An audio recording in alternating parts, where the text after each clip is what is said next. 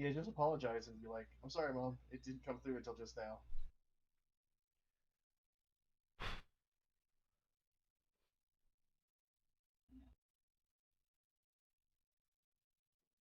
Let me see. Can you guys see this? Yeah. Yeah. All right. Just uh,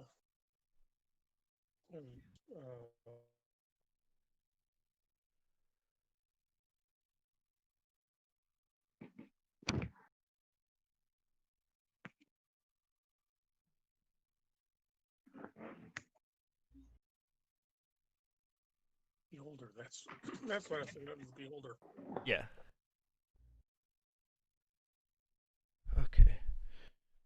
I want to test this to see if we can hear everything. Oh, I just barely got Frank's message.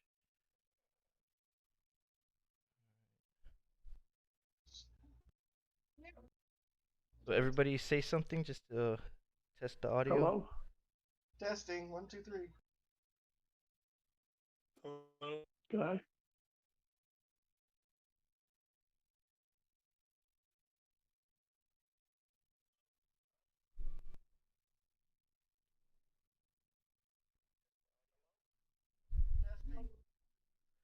All right, we're good. It's gonna turn pink. So, did we lose Guy? No, we didn't. Okay, good, he's here. So we left off. You guys just made camp, and what you guys did was travel through a tunnel that was flooded with about 2 inches of water, um, and it ended up being leading you guys to a kind of like a waterfall over a huge, gigantic canyon filled with spider webs. And you guys ran into the two goblins that were like um, sliding along the webs. And then Sure. just before that, the, there was an assassination attempt on the orcs that joined your party. They were trying to kill Slice the Doppler, and you guys in the process. There was only four of them, and obviously you guys took them out. So your party consists of Leonardo, which is eating, Fingers, and Ms. Lindra, and then we got the NPCs, which are Prince Darendil, the Quaggoth, Runt the Orc, um, Rumpadump, and Stool are the Myconids, and you got Eldith, the Dwarf. So Frank's not going to be playing today again, and don't forget that Fingers, you have your Spider, and Leonardo, you got your Steel Defender. So Yeah. when when you guys set up the camp, you turned away from that canyon, and you kind of found a opening on the ceiling of the tunnel that you guys had traveled to. You backtrack a little bit, and you found an opening where you guys can safely camp for the night. But this opening that you guys found, it continues going upward. You just stopped in the area where it was wide enough for the entire party to settle in safely. If you guys got attacked from the bottom or the top, you guys still had your watch. But there is an opening crevice uh, leading upward more, and Slice the Doppler. He was checking it out while you guys were sleeping. He went up there a little bit just to see what he could find, and he said that he let you guys know that the opening is it's kind of zigzaggy. You know, the rocks are interlocking with each other and stuff. But if you guys climb it up, you might be able to get high enough to just climb over the canyon, um, traveling through the terrain above it. That's if you want to go that way.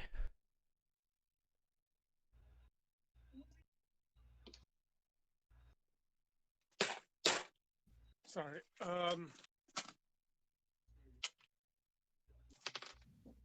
I'm somewhat inclined to believe him. Okay.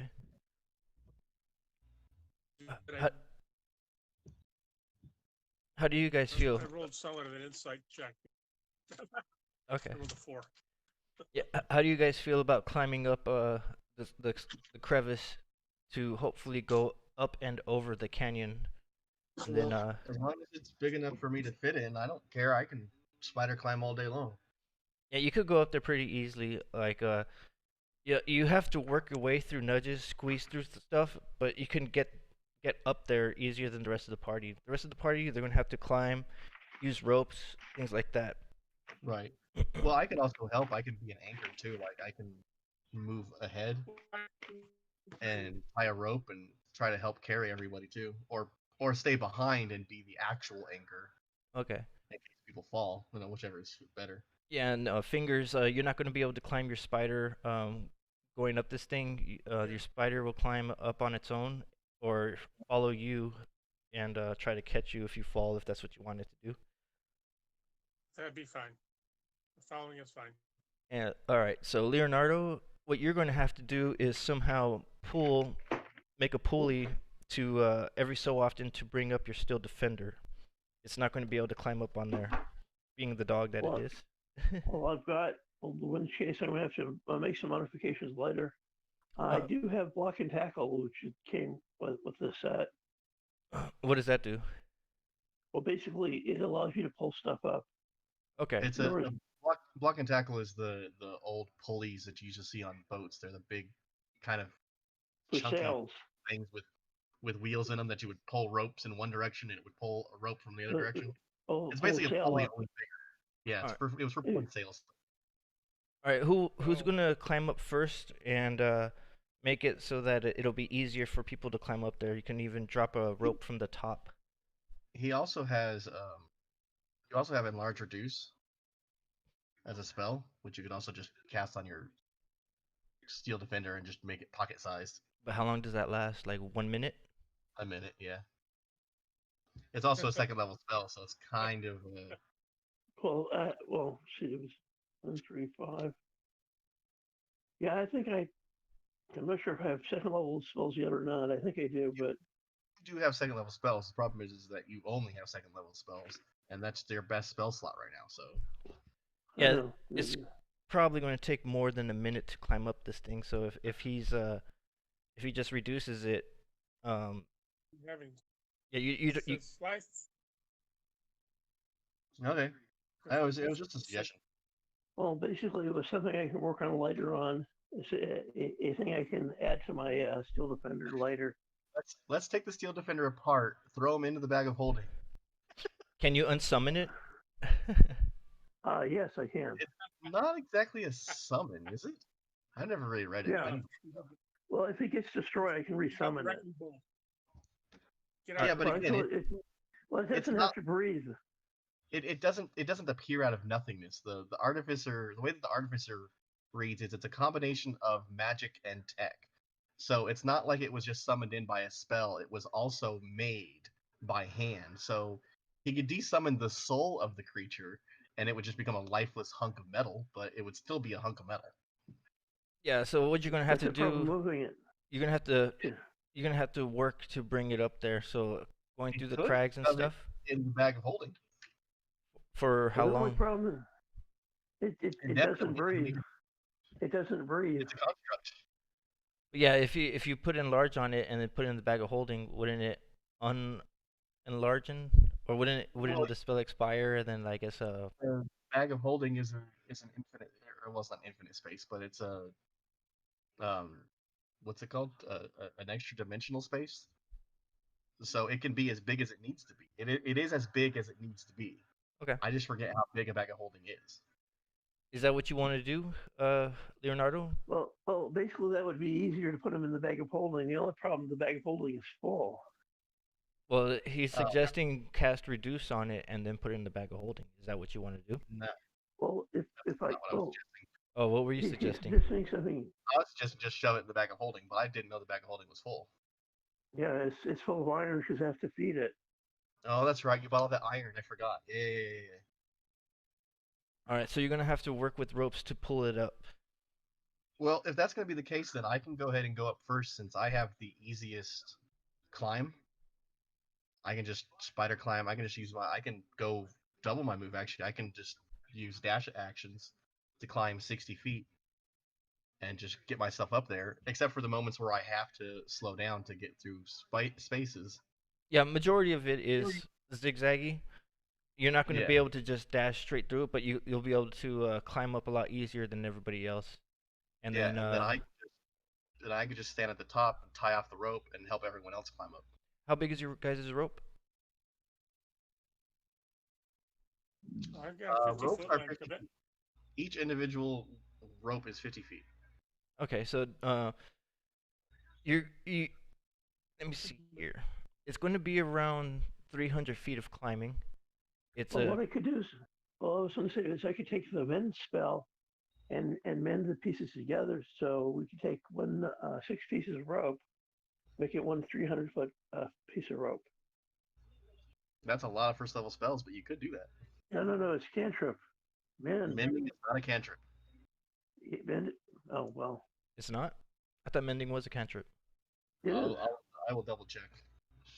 I've been wrong many times in the past. I've got mend and my magic stone are both cantrips. It is a cantrip. Why do I always think it was a first level spell? All right, so do you want to mend the rope and then pass it over to Ms. Lindra? Yeah, or basically, so we could have instead of having one, 6. How lengths of rope we have? Put them all together. Literally put them all together. All right, how many ropes do you guys have? I've got 2. All right, you got 2. Guy has 1. I probably have one too. Okay. If you get the bag, did you buy an extra one Well, No. I when believe we were in town? your cloak has rope also. Let me look. Yeah, the grub of useful items. I think it does have it did have rope as well. I'm double checking right now to see if he's got rope.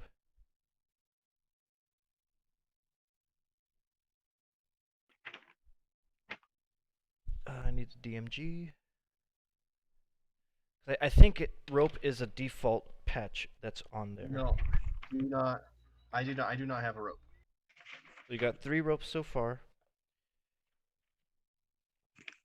Did you buy a pack when we were in town? No. Because we all bought packs Yeah, but or extra packs. no.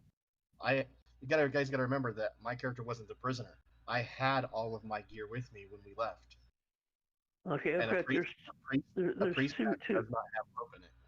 Oh, this got 2 more instead of before. Okay, so well, it's too late now to go back and buy ropes. But Well, next time we'll buy some next time. well, you have 3 ropes, 50 feet. 4. That's one. There was two patches. No, you have one. And 2. So it's 4 yeah. plus the. Yeah, you have 2 patches plus That's 3. 2. So you have Plus the 3 200. Well, I had 2, and the patches gives me 4, and then the fingers has 1. That's 5. All right. Once you use the rope patches, they're expended. You can settle with linking the 150 feet of rope together, and have everybody climb as high as they could, get it into a stable position, and then just climb up higher. Just because the patches have been used doesn't mean that the rope is gone. Once the patches are used and the items are summoned into existence, they are permanently existing. Yeah. So if he uses the 2 rope patches, he just has 2 extra lengths of rope forever. Okay. So he can theoretically summon it and not consider losing it because it'll always be there. Do you want to do that, Leonardo? Well, let's see if I don't have to, I won't do it. Let's try. We'll start with the 150 feet of rope that we have. Okay, so Leonardo, he's working his magic. You guys see that he grabs the 2 ends of the ropes and makes them link, and a slight glow happens when it does that. You see the strands of the rope linking together like braiding hair, and he grabs the other end and does it one more time. So now you have a solid 150-foot piece of rope, and with this, what's going to have to happen is someone's going to have to stay on the bottom to tie the steel defender onto it. So somebody goes to the top. The steel defender, I guess, will be the anchor. And then as people start climbing the rope and using it for help, nudging between the rocks and stuff, you're gonna use the rope and pull up the steel defender. Ms. Lindra, you're climbing to the top, and you go around, we'll say 125 feet. That way, you have more than enough rope to anchor onto the steel defender. So you toss the rope down, and who's going to tie the rope around the steel defender? Am I at the top of the hole?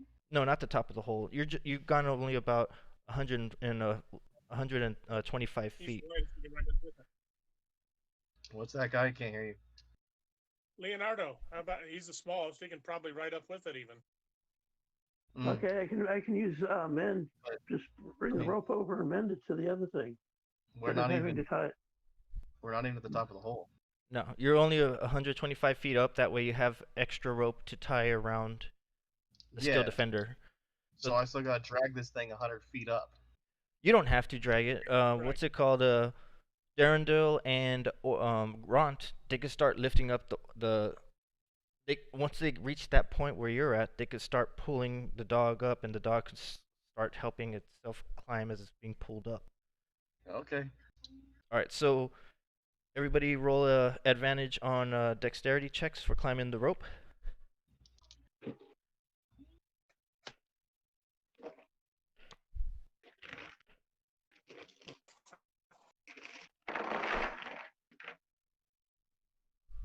Let's see. That'd be a 21. Okay. So 18. well, are you gonna be climbing the rope, Leonardo, or are you gonna? Well, actually, you know what? Rumpadump, he doesn't have any hands. He's probably gonna have to ride on the steel defender as it's being pulled up, so that he doesn't fall from climbing, because he doesn't have any hands. He's just got like nubs. Well, I'll talk to him while we're taking him up the hill. Is it a accident exactly? Why doesn't he have hands? He's a mushroom guy. He's like he's not an adult myconid, so he doesn't have the claws and stuff. Okay, then basically it says I can make artificial limbs. I was thinking if I could make him some hands. You want Not yet, but later on.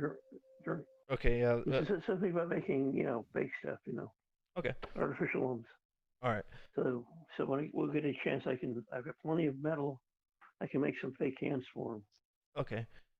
So Darendil and Ron, they're going to the top where Ms. Lindra is. They're going to go before you, Fingers.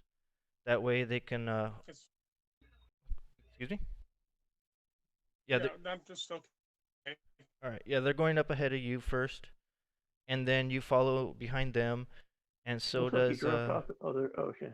So does Eldith and Slice the Doppler, and it's easy for Slice to squeeze through everything because he's a small Darrow right now.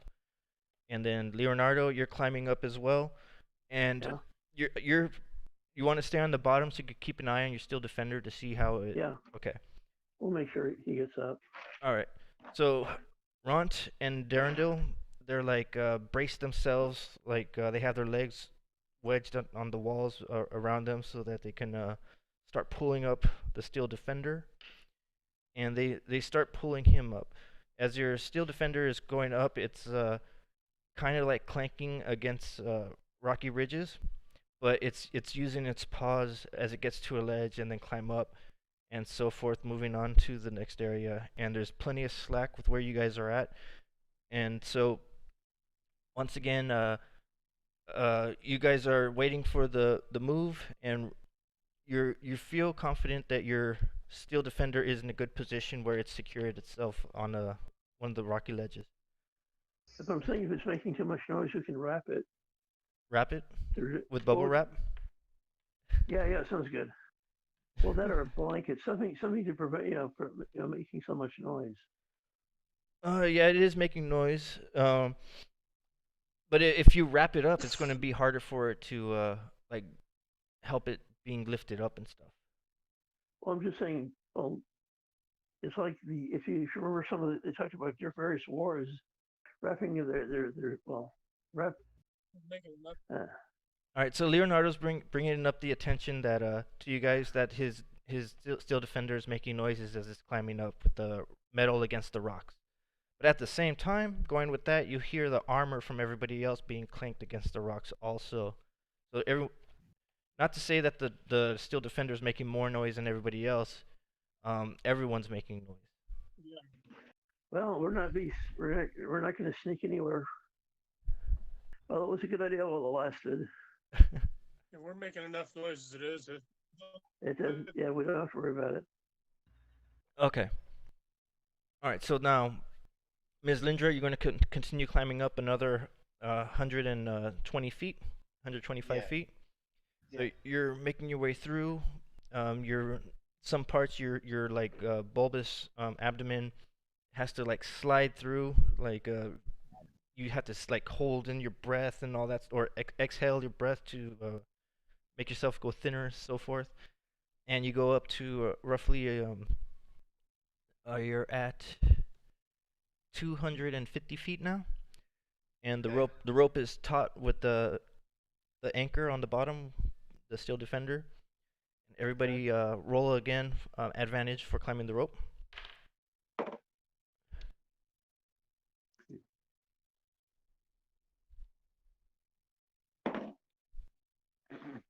17, both of them. Okay, so I just rolled 2 20s. 13. I just rolled 2 20s back to back for the NPCs. That's good. Well, better than rolling So those are ones. on. And then just as I roll twos, I roll an 18. So like with the advantage check. Mm. All right, so once again, Ron and Darendil are climbing up. They're using their grabbing nooks and crannies, pulling themselves up as quickly as they could and cautiously. But everyone seems to be making it up without falling. And Rumpin' Up is staying on with the Myconid. Rumpin' Up is staying on the Steel Defender, and you guys make it to the top again. So once again, Ron and Darendil are pulling on the rope, and they're slowly bringing the dog up. And since you mentioned that the noise is, you don't want it to make too much noise, they're bringing it up slower to make it as quiet as they possibly could. Is that something that you want to happen, Leonardo? Yes. Okay.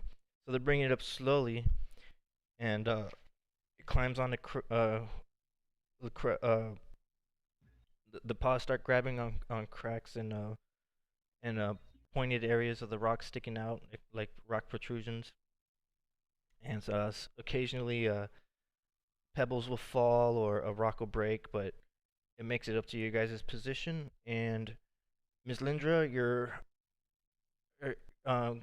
you're good to continue going the last 50 feet as the orc and Darendil, they give you the thumbs up like it's good to continue.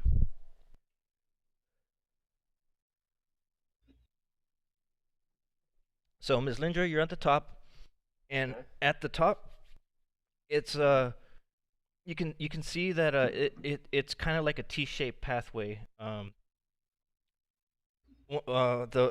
There's one side where you can see it's going to open into a large cavern, and there's a blue luminescent lighting from what you're guessing is going to be phaser rocks. So it's not totally dark in there. It's actually lighted by this illumination. And on the opposite side, you hear roll perception actually. Rolling perception. As soon as I find my dice. Oh, he's up there. 24. Okay, so the opposite direction, you have you're hearing noises like kind of like whistling in the wind, but there's no wind, but you hear what sounds like traveling whispers along the tunnel, and you also get this smell of rotten decay, like rotten flesh, strongly emanating from that direction. And these noises you hear off in the distance, you're not sure how far it is, but it is outside of your vision. And as you start listening closely, trying to pay better attention to it, you start hearing it's from multiple sources, uh, more than a dozen. Oh, great. And what's it called? Do you want to try to alert anybody, like as people start coming up? Do you want to relay a message as the person comes up to you, closest to you, like Ront or Darendal? They're gonna approach you first. You could be like, "Hey, Yeah, I'm gonna tie off the rock, or I'm gonna tie off the rope. Is there a place that I can tie it off, like a rock or something that I can tie it off to? you find Or I, like uh on the wall, there's kind of like an opening where there's a rock and then a hole in there that you could just wrap the rope around the top end of the rope, and you could tie it okay. off right there. And as you tie it up, you make a good secure knot, and Ront starts coming up, and he's like, "All right, finally made it to the top." But he says it like loud and clear. I lost connection there for a second. What happened? Ront makes it to the top, and he's got like a smile on his face. He's excited to get out of this little tight crevice. He's like, "All right, finally made it to the top." But he says it loud and clear. He doesn't know about he's not paying attention to the sounds or the smells that you picked up. So Yeah. So what I was gonna say was I was gonna tie it off, and then I was gonna take up a defensive position near that entrance, and then just tell people as they come up, I think there's something down this corridor that might be coming towards us. and then Ron goes, "Oh, sorry, okay," and he starts passing it It's fine. down. He says, "As you guys come up, stay quiet as you guys come to the top. Pass it down." And then Darendale passes it down, and so forth. And on the last 50 feet, go ahead, roll you guys' dexterity again. I think we lost James, or maybe it's just me. I see a red screen. Yeah. All right, so James, go ahead and roll dexterity with advantage again to climb the last 50 feet. That would be a 20, not natural. Okay. So as you guys are climbing up, uh, the message gets relayed down to be quiet as you start approaching the top. That there's noises heard from one of the caves, and as Eldith starts to pass the message from her to below her, she actually falls and she slips off the rope as she like turns to reach down. She lost her grip as she was climbing. Fingers, you're above her. Leonardo, you're below her. So is the Myconid. Uh, Leonardo, roll your strength. He got 10. 10. Okay.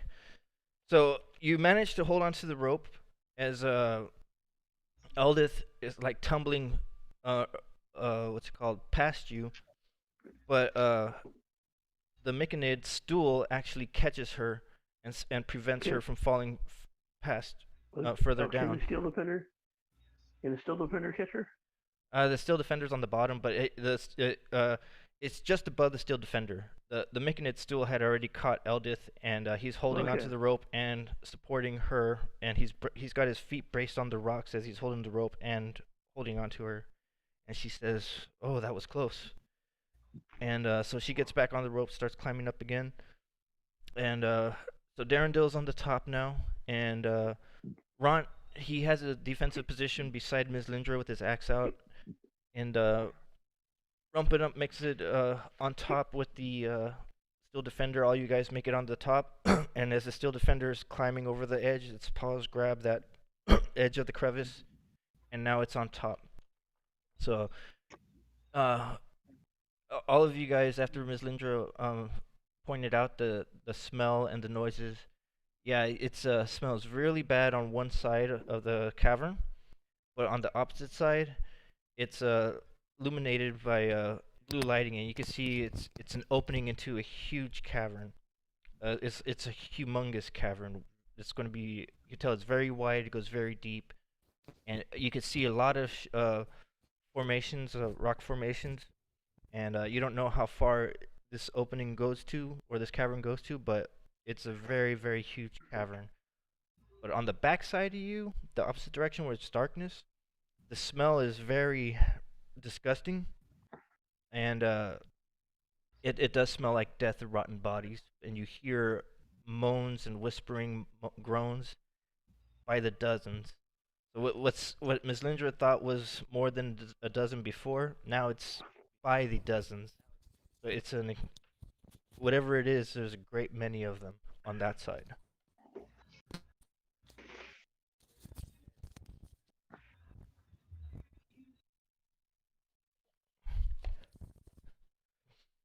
And this opening that you guys are at, this tunnel, it's about 15 feet wide. You got plenty of space to move left and right and stuff like that to have your formations. I gotta use the bathroom. Give me five Okay. 5 minute break. Okay. And think about your order of movement, how you guys want to move. Okay.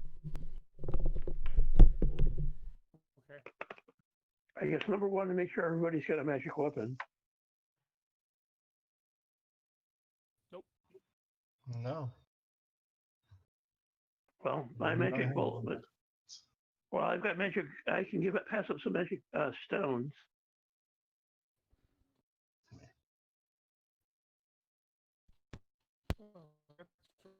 He's got the playing.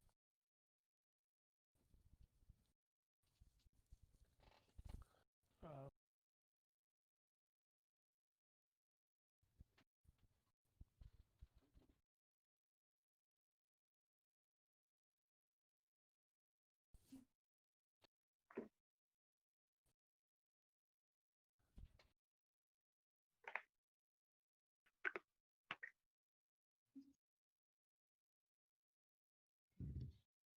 Trying to find out who needs.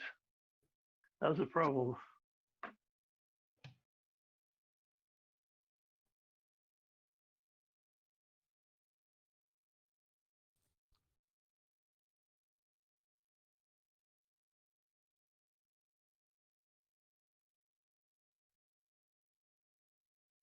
Guy? Oh, guy. Yep, not again.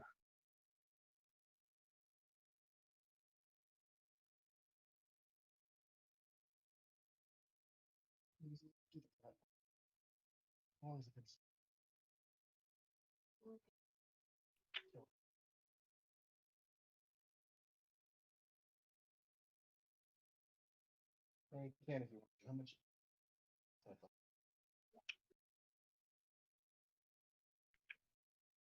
Less than. So I got it.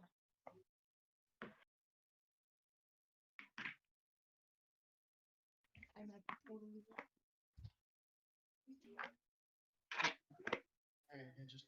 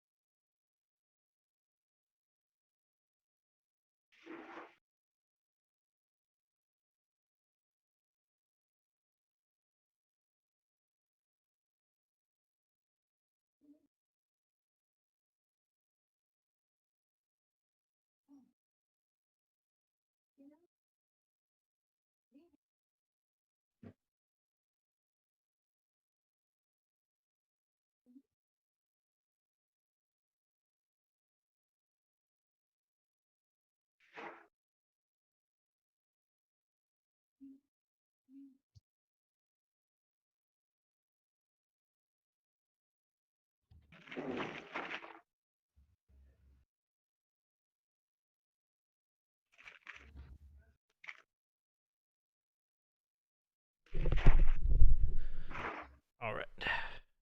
Guy disconnected, or did he leave? No, he disconnected.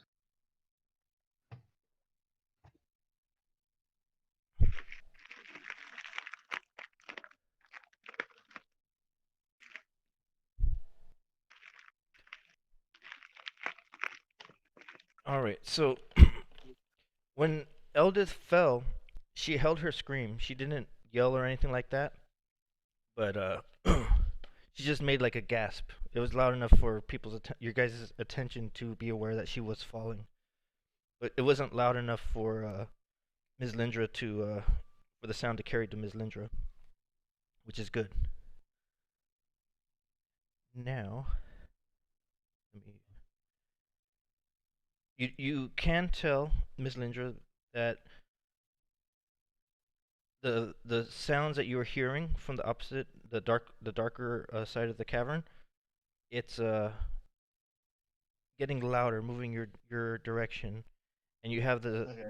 you're getting the sense that from the sound of it, it's a bunch of unintelligible moaning, and you're thinking it's undead. Yes. You don't know I what it is, say. and it is. Back. Go ahead. Sorry. Good. No, go ahead. Here's the deal. Go. It's starting to get louder, and you can Uh-huh. tell it's moving in your guys' direction, but you don't know how All- fast they are moving. All the more reason to move our asses down the corridor as fast as possible. All right, so we're gonna need an order of movement. Um, Ron, Oh, well, normally I would be in the front, but considering there's shit coming at us from behind, I'll stay behind and I'll be the last one out. okay, Ront and Darendil can take the lead, and since Leonardo has the best vision, he could be behind them in the front or behind them. Mm-hmm. Leonardo, where do you want to? Is Leonardo frozen? Yeah, it looks like he is. Okay. I am really Tired? Yeah, but I'm tired of this internet thing is It's terrible. making me unfun. I am finding myself having less and less enjoyment every session because of these technical issues, because of this digital bullshit. Yeah, it's terrible. I don't know. There's talk about they're gonna start opening up larger venues again real soon. Mhm. Like movie theaters and bars and stuff are gonna be opening up again. So Maybe Battlegrounds will open. hopefully battlegrounds will open up again. I mean, we'll still have to wear masks and shit, but at least we can quit with all this internet shit. I'm fucking tired of it. Yeah. Yeah, it's annoying. It really hunkers down the game. Yeah. Okay. All right. So, guy, what's it called? Ms. Lindra was able to determine that the sounds are getting closer. They're moving more in your direction, and she's getting the sense that it's a bunch of undead, and it, they don't seem to be attracted to you guys. It's just a normal flow of travel. All right, so Ron and Darendil are going to take the lead. Ms. Lindra, she offered to take the rear in case those things do come up on you guys. And, oh, we're still waiting on Leonardo. Yeah. Oh no, this is terrible.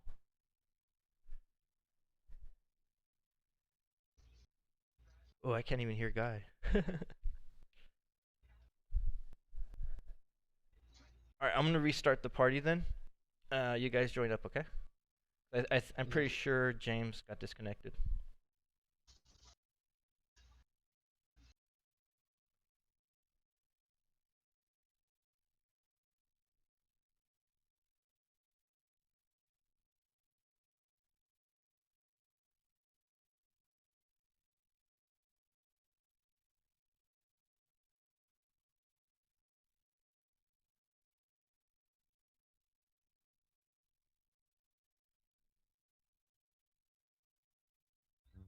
Oh, hey, James is there. Okay, good.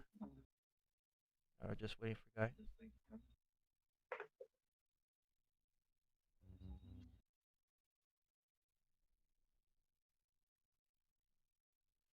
Okay. So the order of movement. James, Leonardo, do you want to be in the front with Rot and Darendil, like between them, or do you want to be behind them as like a second, Behind them, because that way but I need to find somebody that uses a sling. I'm trying to become a support character, but unfortunately, no one's wants the ammunition. Yeah, they've. Yeah. Whenever you talk about the sling, they pretty much they're like that's not their weapon of choice. Or Like you said, it's basically it's the only magic we've got. and okay, so Leonardo and the Steel Defender. Are you gonna ride your Steel Defender? I'm gonna try. All right.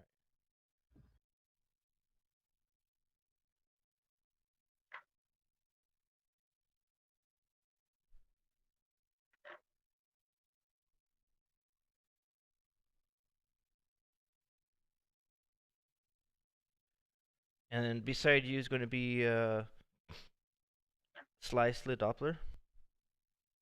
Or Fingers, do you want to be next to Leonardo with your spider? Oh no, I can't hear Guy. Okay.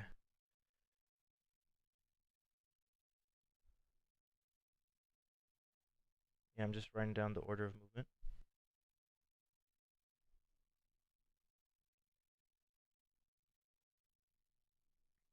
And behind you and Leonardo is going to be Stool and Rumpadump.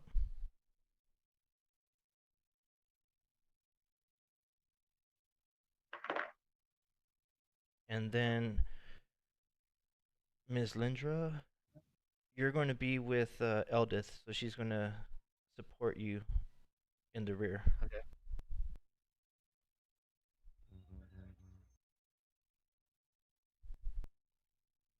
So this cavern, it's not just a flat cavern. It's actually continuing to rise up, and as you guys start making your way into the actual opening of the cavern, you can see there's large clusters of phase res crystals extruding from the rocks. So you have like, just imagine large crystal formations glowing blue, spaced out around every 30 feet or so, some higher than others.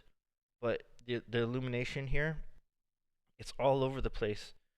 And as the cavern is going in an upward slope, it's not a it's not it's not a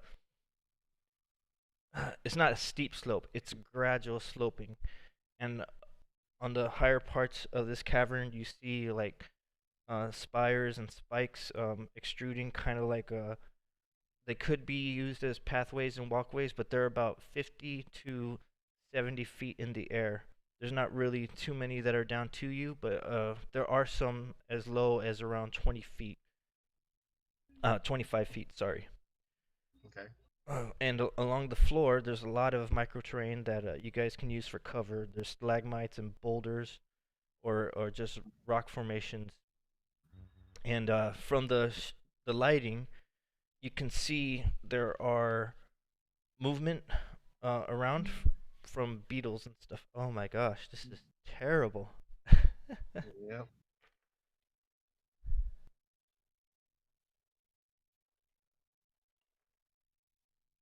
Oh man, I don't know what to do about this.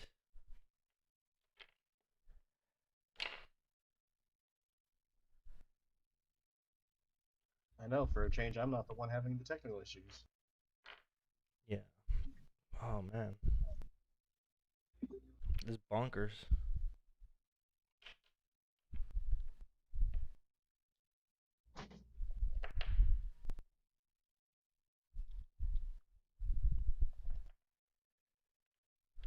You there? James? Yeah. Okay. Unfortunately, I think Guy is gone.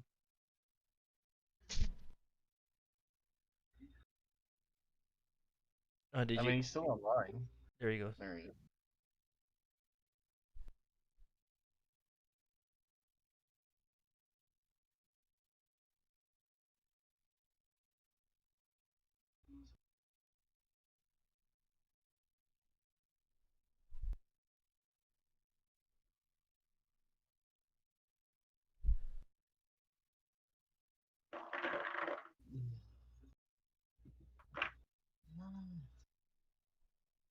Yeah, this is not fun. It's kind of funny, but not fun.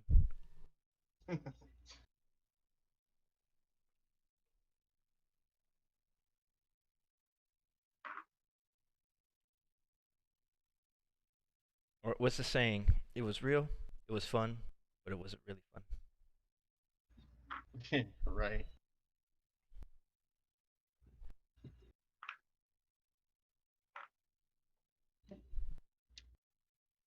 It was nightmare. It was hell. It was a hellish nightmare. Okay. I'll get Guy up to speed as soon as he connects. We're gonna keep moving. Um, Leonardo, these shapes that you're seeing,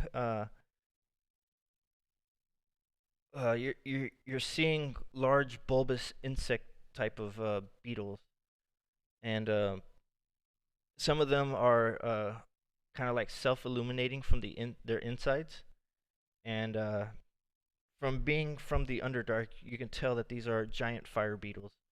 And what you know about Oh them, boy. what you know about them is that they're scavengers and always on the search for food.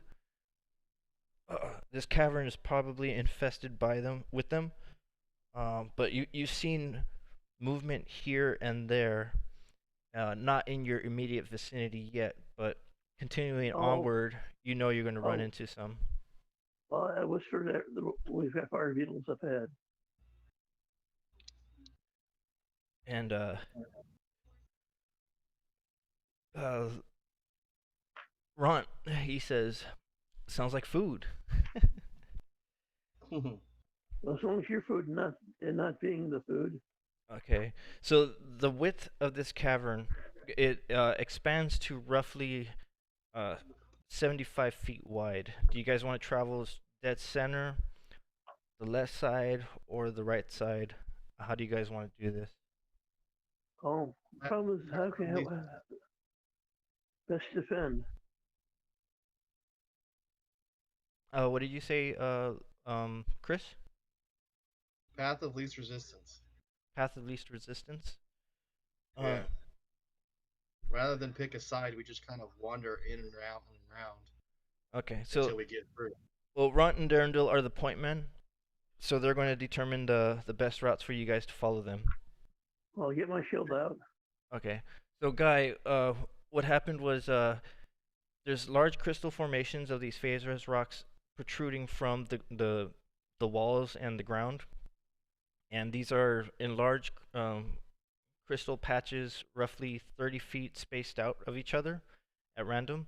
Some are higher than others, and this cavern it expands to like 75 feet wide, and there's a lot of micro terrain that you can use for cover, at like stalagmites, rock formations, and boulders, things like that. And Leonardo is seeing bulbous creatures that he identified as giant fire beetles, and he let everybody know that they are carnivorous creatures, but mostly scavengers. And he doesn't know how many there are, but he could tell that this is probably an infested cavern, and it's likely going to be inevitable that you guys are going to have to fight some of them. So as you guys are going, Darendil and Ront, they're going to try to use their stealth. All right, and Darendil succeeded. Ront did not. So Darendil, he's moving quietly, but Ront, he's not moving so quietly. He's trying to. You can tell from his movements that he's trying to be careful about his walking. And as they're going, they're like kind of separating paths a little bit, going around these rock formations and stuff.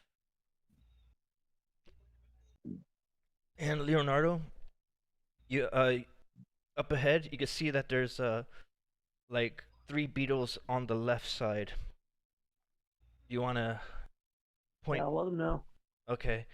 Get So my crossbow out. My repeating crossbow. But what's the range? it's probably around 80 feet ahead. 180 to 100 feet, because there's like three of them spaced out on the left side. Okay, so where we're at, communication rock should come in handy. Are you gonna let Ron and Darendil know? Yeah. All right, so they start veering towards the right, and now as you guys are traveling more towards the right side, you're staying away from the walls. Up ahead, you see about 80 feet ahead of you guys, 100 feet ahead of you guys is another three fire beetles up ahead, and the ones that you've seen before, they're like scurrying around, but it's more like in the parallel to the group now. But But they're about 50 feet away from everybody. So the left side is about also, 50 feet on the left, away from everyone, and 100 feet ahead is another cluster of three. And I'm going to roll to see if the fire beetles notice you guys.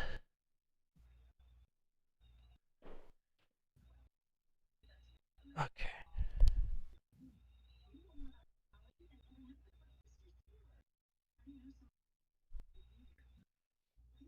You've probably gone around 300 meters of walking so far.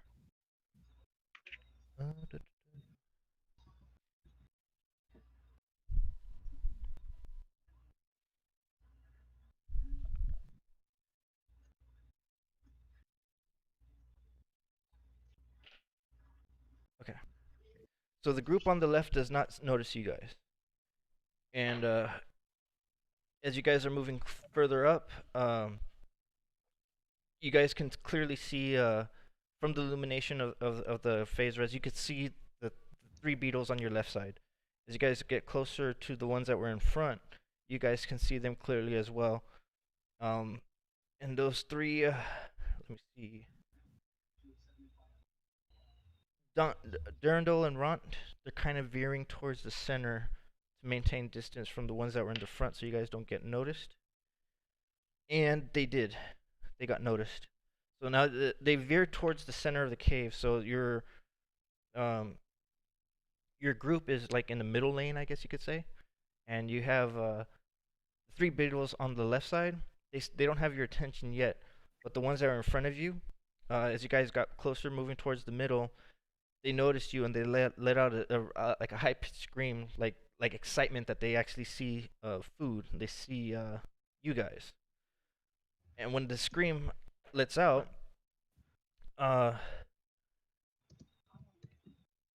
you hear other screams from the beetles. The ones that were on your left side, they actually get the attention of the screams and they look in your direction.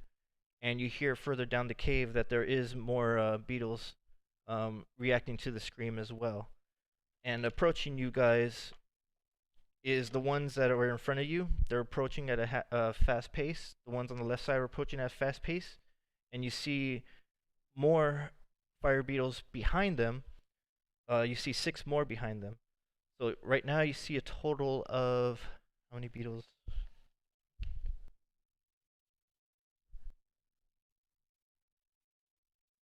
Let me see right here. Hold on a second.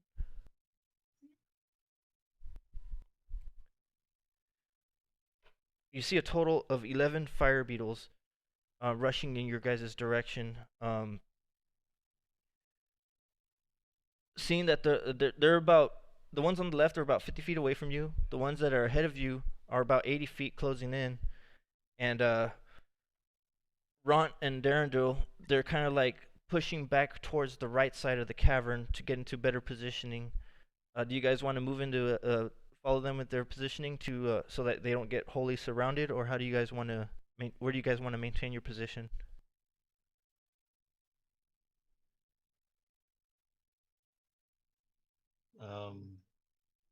I'd probably just say stay the way that we are and just deal with them if they come into us. Okay. All right. are they are they affected by light? You're gonna have to try it. This cavern is illuminated with the blue light from the phaser's crystals already.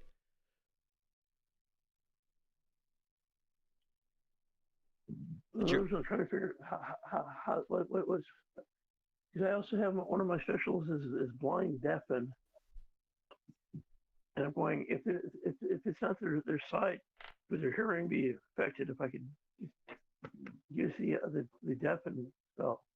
Okay, so what you know about them, Well, their body sheds bright light. They're remember I was telling you that they're emanating a light from their bodies. So Mhm. you don't think that bright light's going to affect them.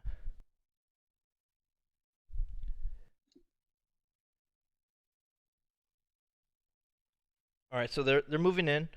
Uh, the beetles on the left side are about 30 feet away from you guys, and the ones that were ahead of you are closing in. They're about 50 feet ahead of you guys. So you got 3 on the left. Um, 3 up front, and then you have 6 more on the way. They're closing in. They're probably about 80 feet.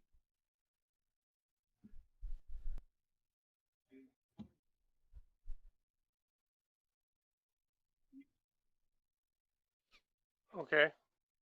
Oh, hey, I could hear Guy. The, All the right. closest ones. Rejoice, rejoice. The Yeah, closest ones something are on the left side. So we can have Okay. you guys roll initiative now. range. All right, let me write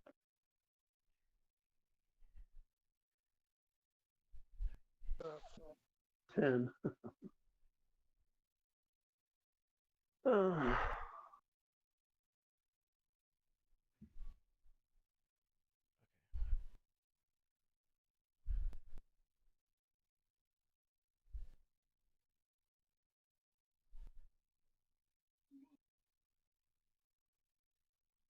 So with the way that these guys are coming in from ahead of you, you know you're not going to be able to run past them without encountering them.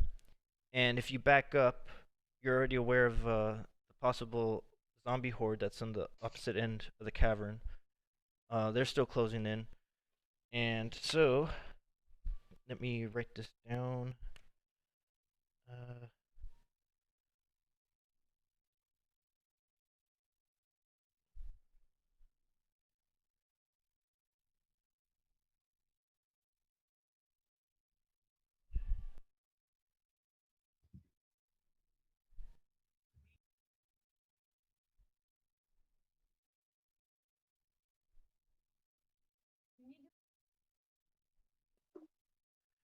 all right. Chris, what did you roll for initiative? 10. Guy, what did you roll? What did you roll Guy? for? I rolled an 18. Oh, nice. And James, what did you roll? 10. James has a higher dexterity. All right. Yeah.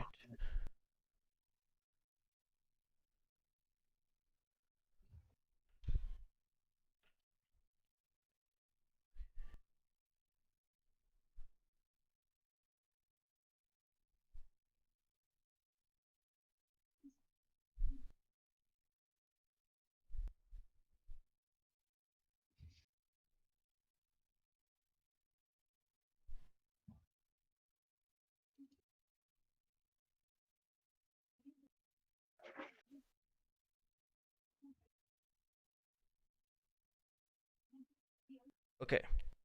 All right. Fingers, you're first. The closest ones are on your left side. 3 of them 30 feet away. And then going the path you were traveling, you have a group closing in between 50 and 80 feet. Closest ones are toward 30 feet. Then would be an arrow at one of them. Okay. Is it Yeah. it's not the silver arrows, right? No. Okay. Let's see.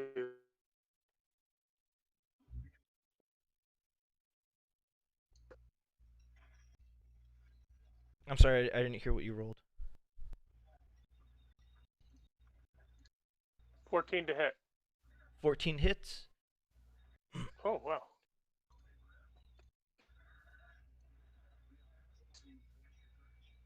Uh, uh, How many? 9. 9. Okay. And you shot it with the arrow, right?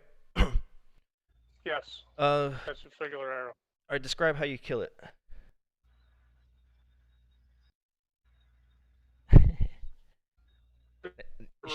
The eyeball. Shoot One it. shot. All right, you shoot it in the eyeball, and what's it called? Yeah. Its eye. What's it called? Blood pops. Green blood pops out of its eye, and the thing. It since it was rushing you guys, it kind of like fell down forward and it rolled over as it was dying. Do you get a second action or no? Legs going.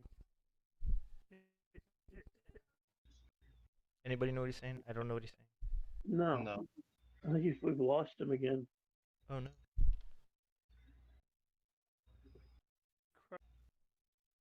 He's back. He's fading in and out. And what did you get? Hmm? Oh, how many texts do you get around?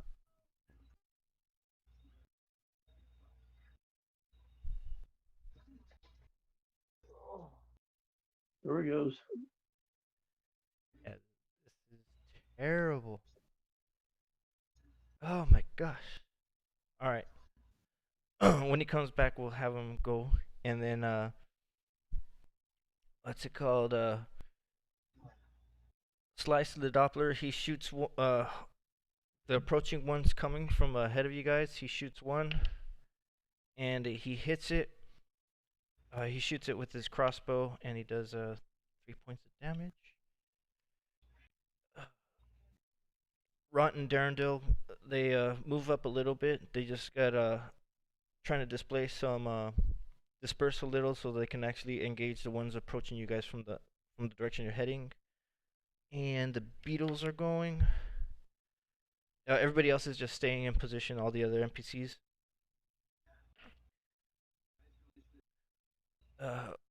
So the ones on the left, they approach you guys, and Leonardo, does an 11 hit you? No. Okay.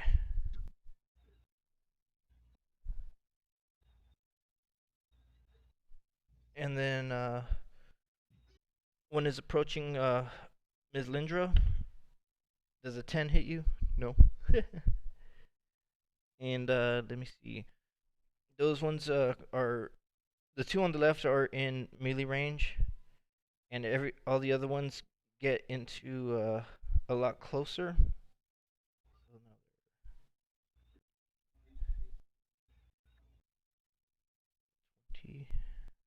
All right. And Leonardo, it's your turn. Okay. Crossbow. I get 2 shots. Okay. Which ones 18 are for the first? which ones are you I guess- attacking? The ones that are the ones that immediately. Yes. Okay. So 18. 18 hits. 6 points of damage. You're shooting it with what again? Oh, crossbow. Okay, your crossbow. It shoots it in like one of the highlighted orange spots beneath its head, and that thing bursts as like a mixture of green blood and then orange highlighted chemicals come out, and that thing dies.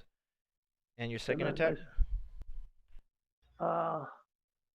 26. Or 27. And that one 27 hits. hit. Yep. 11 points of damage. And that one, you shoot its you aim for the same spot, thinking that it does like massive damage on it, like a critical spot, and that orange glow bursts beneath its head, and that one dies too. Do you want to move anywhere? Do you want to like try to take cover or anything like that? Well, I'll stay next to the steel defender because remember, if they get close enough, the steel defender can attack and it can use its deflect. Okay. Guy, did you want to have your spider do anything? You're on your spider, but Okay. what do you want it to do to finish your turn? Well, if it can attack, I don't know how it would attack. But the bite. Yeah, we'll just use giant spider so stats. If and when they get that. It has a range web attack at 30 through 60 feet. Okay. Sounds good to me. Okay. We'll try that. Yeah, I'll try that on one of them. Okay, so the group that's coming towards you guys, It's the way it works is it's a ranged weapon attack, and if it's hit, then it's restrained as an action. The restrained target makes a strength check. Okay. Okay. All right. So I roll. rolled the 7. I rolled What was that number again? What was the number that you rolled? 11.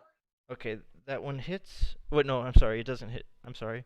So it tried to shoot a web sprayed out, and it just missed the beetles in front. Leonardo just finished off the 2 that you were attacking. So you try to attack the other ones that were coming up to you guys. Leonardo, it's Ms. Lindra, it's your turn. Okay. So are all the beetles on us? There's the ones that were on your left are all killed, and then now Right. there's still let's see, there's still 8 more coming towards the group from where you guys were running toward or going Okay, so towards. none of them are in combat. There's right? there's 3 and 20 feet away from you guys. Okay, then I'm just gonna go ahead and cast Sacred Flame on one of them. Okay. It needs to And- make a dex save. And he failed his dex. So what does Sacred Flame do? 5 points of damage. Okay. So that one, the light radiates on it, and it burns, and its body just like its shell pops off his back, and it dies with 5 points of Oh. damage. Okay. And for movement, what are you doing? I'm moving with the party. If everyone else is moving forward, then I'm moving with them. Okay. If no one's moving, then I'm standing still. All right. Can you do anything else? They're hollering outside I the door. could, but I'm not going to. Oh, I'm sorry. All right. Fingers, it's your turn. Okay. I'm going to say.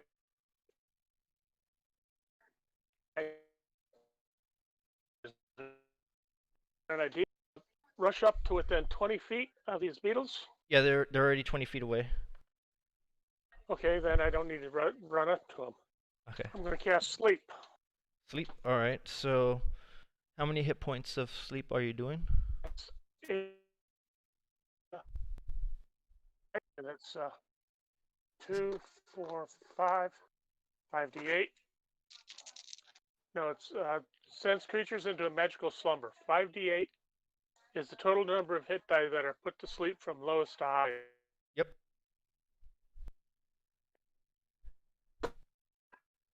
So I rolled 27. So 27 up to 27 hit die or hit points for the beat. Okay. So this is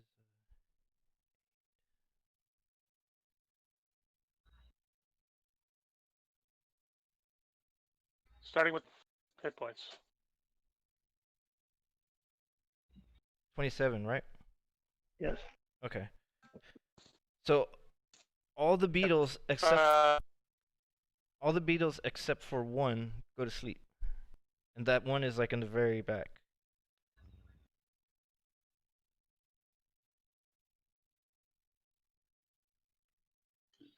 Wait, it's a 20-foot radius, right? And you're casting it pretty much in the center of the group to see it, so it affects all of them. Yeah. Okay. Yeah. All right. So as they were running closer, they just fell asleep. So now They you all have, fall back. It's except for one. One of them it kind of like running towards you guys and is dodging its friends. Oh, it's not yet. It's not its turn yet. All right. What else are you doing, guy?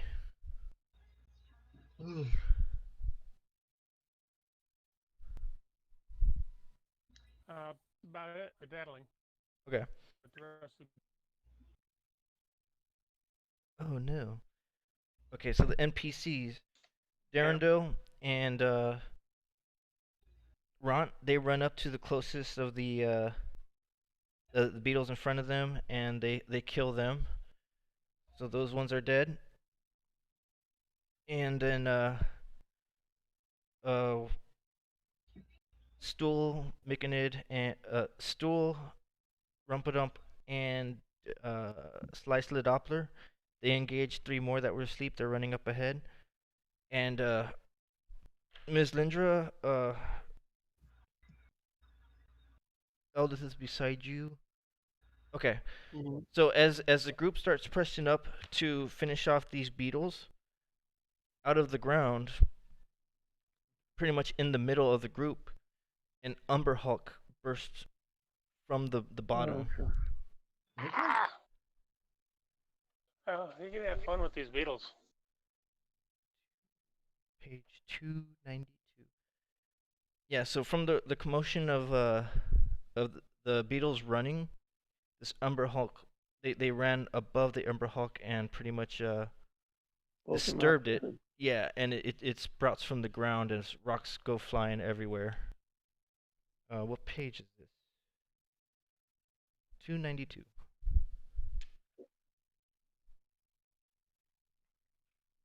Okay, so,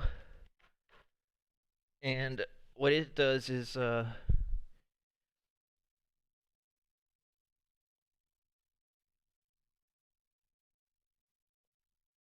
as it comes up from the ground, that's pretty much its movement, and it's behind Ront and Darendil, but between them and between Rumpadump and Stool and Slice the Doppler. And what it does is immediately it attacks Ront from behind.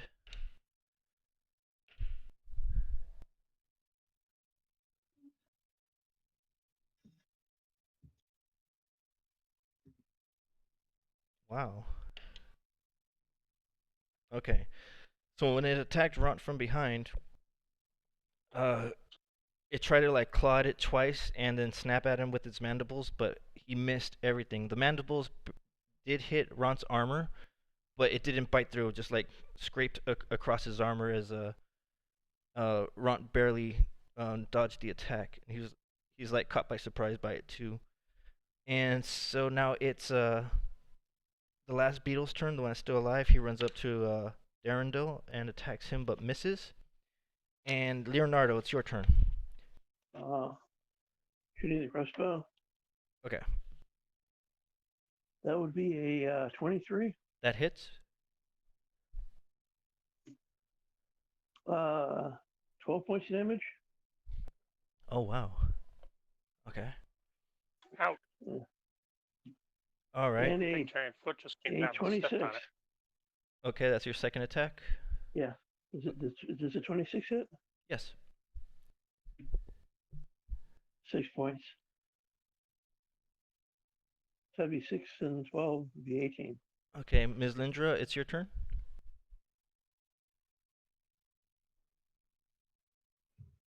What did you say it was my turn? Yes. Yes. Finally, Sorry. huh? No, that just I wasn't paying attention there for a second. Yeah, the Umber Hulk Okay. sprouted between. I heard all that. Okay. I didn't catch what James did on his turn. He shot 2 crossbow bolts into it, and he did 18 points of damage so far. Okay. Was it Crossbows crossbow or is- short bow? Was it crossbow or short bow? That's Crossbow. Okay. That's a repeating crossbow. So I would have to move into the Umber Hulk, right? Because it's in the middle of the party, right? Yeah, you're basically 10 feet away from it. That's it. All the beetles are dead, right? Except for Well, one. All of the moving beetles are dead. Except for one? All the beetles are dead except for one. Oh, beetle Right is now, alive. the Umber Hulk is the biggest threat.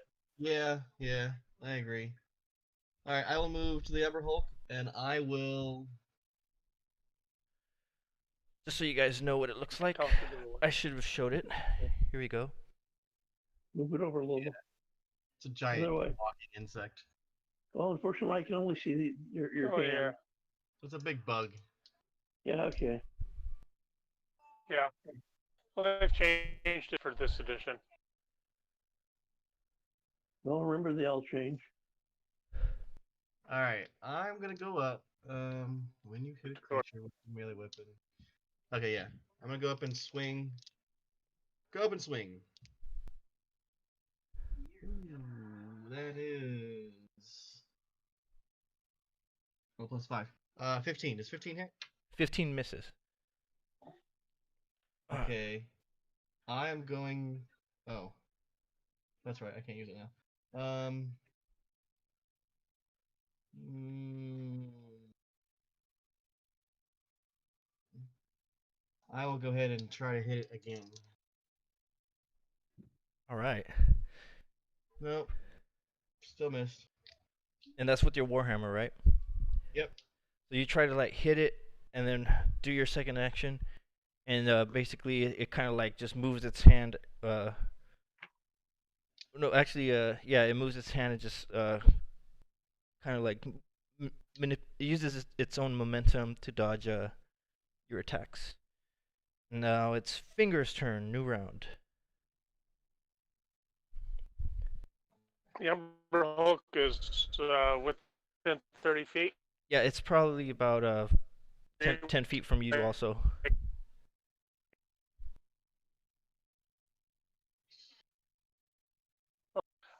I'll create this bonus action, create psychic daggers, and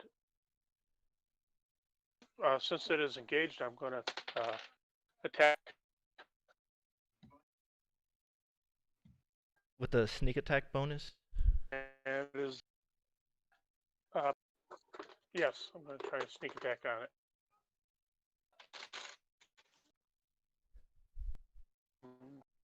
So that was 20 to hit.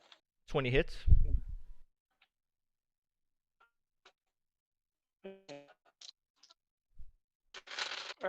Okay, that is only I rolled really crappy there. How many points of damage did you roll? Sorry. 10 total. 10. 10. Okay. And what else can you do? I have a possible 23. All right. Do you want to? Did you throw it or did you try to stab it with your psychic daggers? Well, I tried to stab it. Okay. Do you want to take 5 feet to like go behind cover or anything like that? To Yeah, I'll try and hide. All right. So See what that is. 11 and 7. That's 18 for stealth to hide. okay. All right. So So it doesn't see. yeah, you run behind like a rock, and so you Yeah, whatever was happening. yeah, you disappeared from it, but when you did that, a rock octopus yeah, it's your turn. It's the NPC's turn and Beetle's. A rock octopus jumps on you and it wraps your around your face. Ah! But actually, let me roll. What page is that? 326. It's usually called. It's a rock octopus. There you go. Well, if we're fast enough, it'll be dinner. Okay. So the rock octopus, when you went behind cover, it moved and tried to attack you with its tentacles, and it was perfectly camouflaged with the rock. It literally looked just like a rock, and you just see these tentacles sprout from this from your hiding spot, but it missed you. So you just see this. You went and ran right next to a rock octopus. The hiding. The last beetle is trying to attack Darendil, and he hits.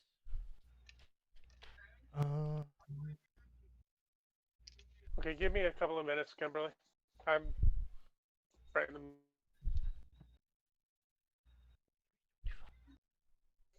My wife's asking for her meds tonight. Yep. Right now.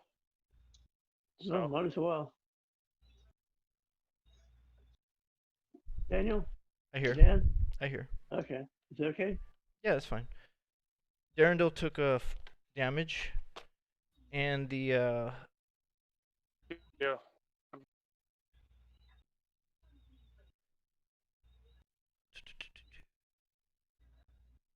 So now the Umber Hulk is going, and he's going to attack Ront again. Wow, I'm rolling 2s. I just rolled a 1. That's better. And I rolled a 3. What Oh. the fuck? I rolled 1, 2, and a 3. So the Umber Hulk tried to attack Ront, and again, and he missed. And then Ront turns around, starts attacking him, and Ront missed.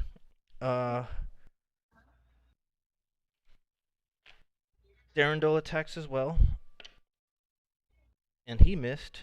Holy shit! It's like their attacks are deflecting off of its armor. Finally, Stool hit, but he only does 3 points of damage.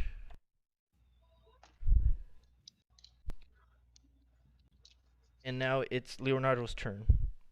Crossbow, yay. All right, go ahead, roll. 20. 20 hits. 12 points of damage. Wow. And a 17. 17 hit? 17 does not hit. Oh, good.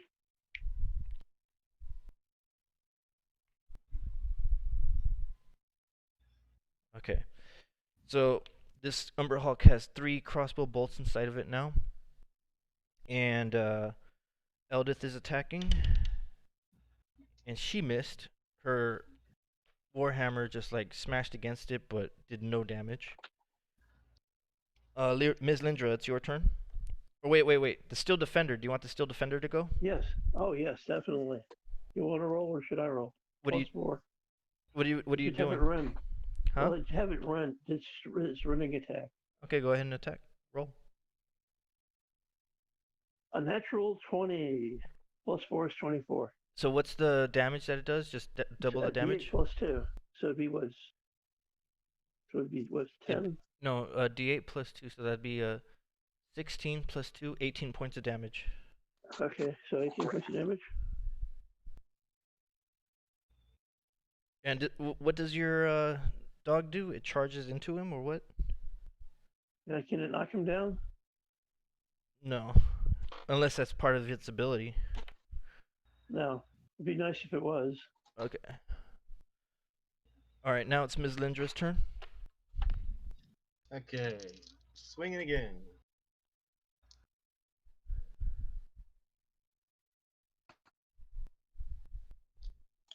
Alright, does a 25 hit? Yes, it does. Tired of missing that. Okay.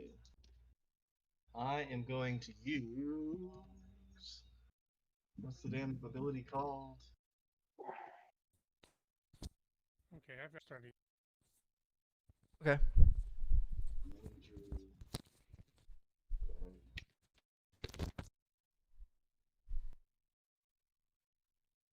All right, so I'll find it here. Hold on a second.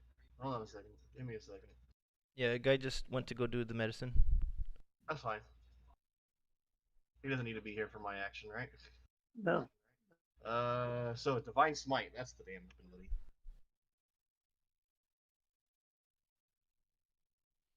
So I'm going to Divine Smite it. Which is 2d8. It's not undead or a fiend, so 7.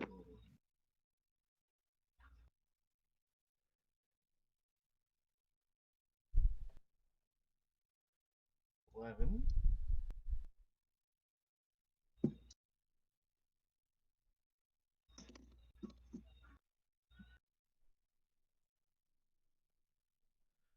$19, 20, 21. 21 points of damage. Holy shit. That's just one attack or 2 attacks? That's one attack. Okay. 21. Mm-hmm. All right, and I'm gonna go ahead and make a second attack. okay. This thing is it's hurt pretty bad from that. You smashed it and it's like dazed for a second. That missed. Second attack missed. Okay. Now it's Fingers' turn. Anybody want to go for Fingers? Nah. All right, then it's going to be Ront's turn. Ron's going to turn around and attack him. Shit, he missed. Oh, that one hit. He's hitting with his battle axe. Actually, no, he's got a great axe now. Great axe is 12 points. So, Ron hits him from behind. No, from the front.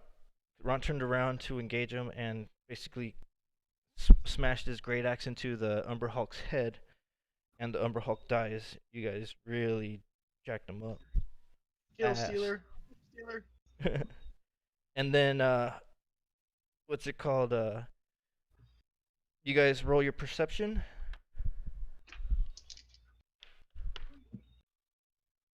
13, and the my Steel Defender has 15. 27. 20. Okay, so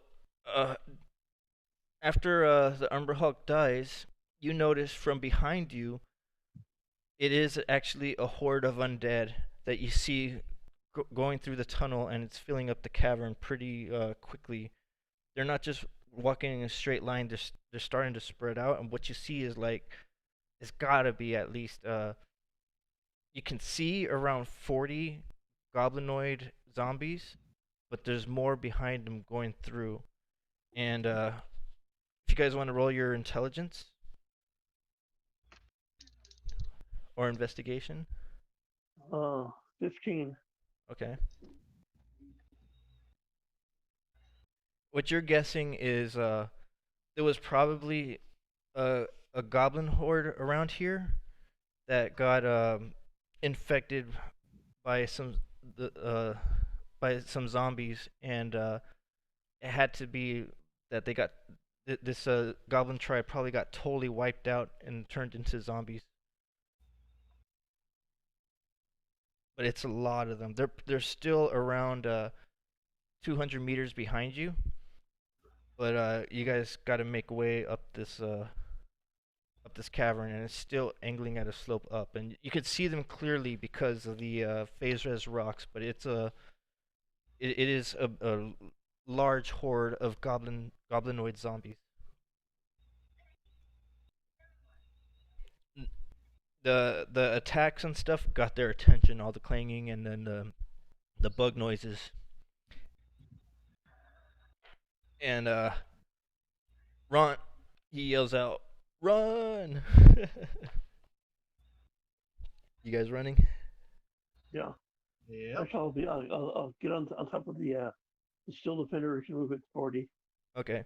So Fingers is going to go on his spider and start moving, and you guys are running between things. And Fingers, he since the octopus missed him, he just basically does a quick stab on it and runs. Like he doesn't stay to fight it and finish it off. And Well, basically, they'll have friends coming up soon.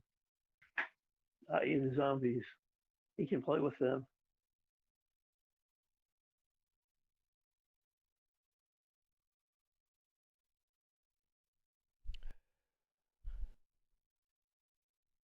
Okay. So with these zombies running, not running, they're moving quickly behind you, 200 meters away and closing. You guys are running forward. You guys hear like Lord of the Rings music playing in the background as you guys are running, trying to bob and weave through the rocks, climbing over boulders. The Moria soundtrack. Yeah. And then Where's the Balrog? Oh. And after running about 100 meters, from one of those overhangs of the rocks, this ape-like creature comes out, and what he does is he's looking at the ruckus. He hears the moans. He heard the fighting, but he hears more importantly the running going closer to his direction. So he's on one of these overhangs that's about 20 feet above you guys, but still 50 feet ahead. And this creature, it is an ape-like creature.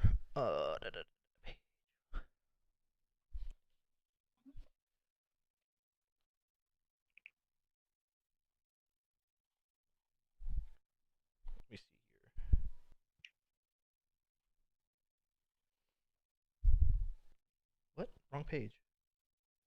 Oh, way off.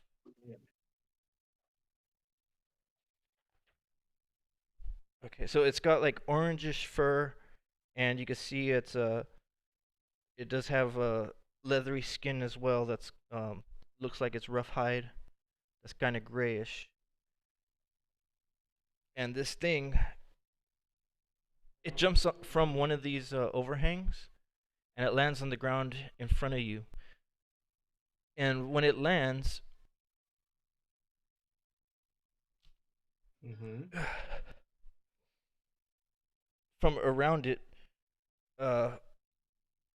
little piggish things come around it as well.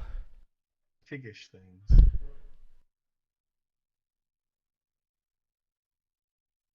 There's 5 of these. Okay. Not the beetle, the bee thing, but this. Yeah. And this thing, when it landed in the center of the cavern, and what's it called? The piggish things came out from beneath it, beneath the overhang, and it's basically surrounding it, and it ran in front of it, kind of like building a little barrier around it. It's 60 feet ahead of you guys. You guys can maneuver around it from either the left side or the right side, unless you just want to engage straight up from the front. Nope. I go around. I tell everybody to ignore it and just keep on moving. All right. Okay. We're doing an anime. We're doing this classic anime thing where we're running from one bad guy, another bad guy jumps in front of us, and we don't even stop to fight him. We just run past him, and he looks at us as we're running past him. It's like, sorry, dude, have fun, bye bye. All right. So let me see this. Um.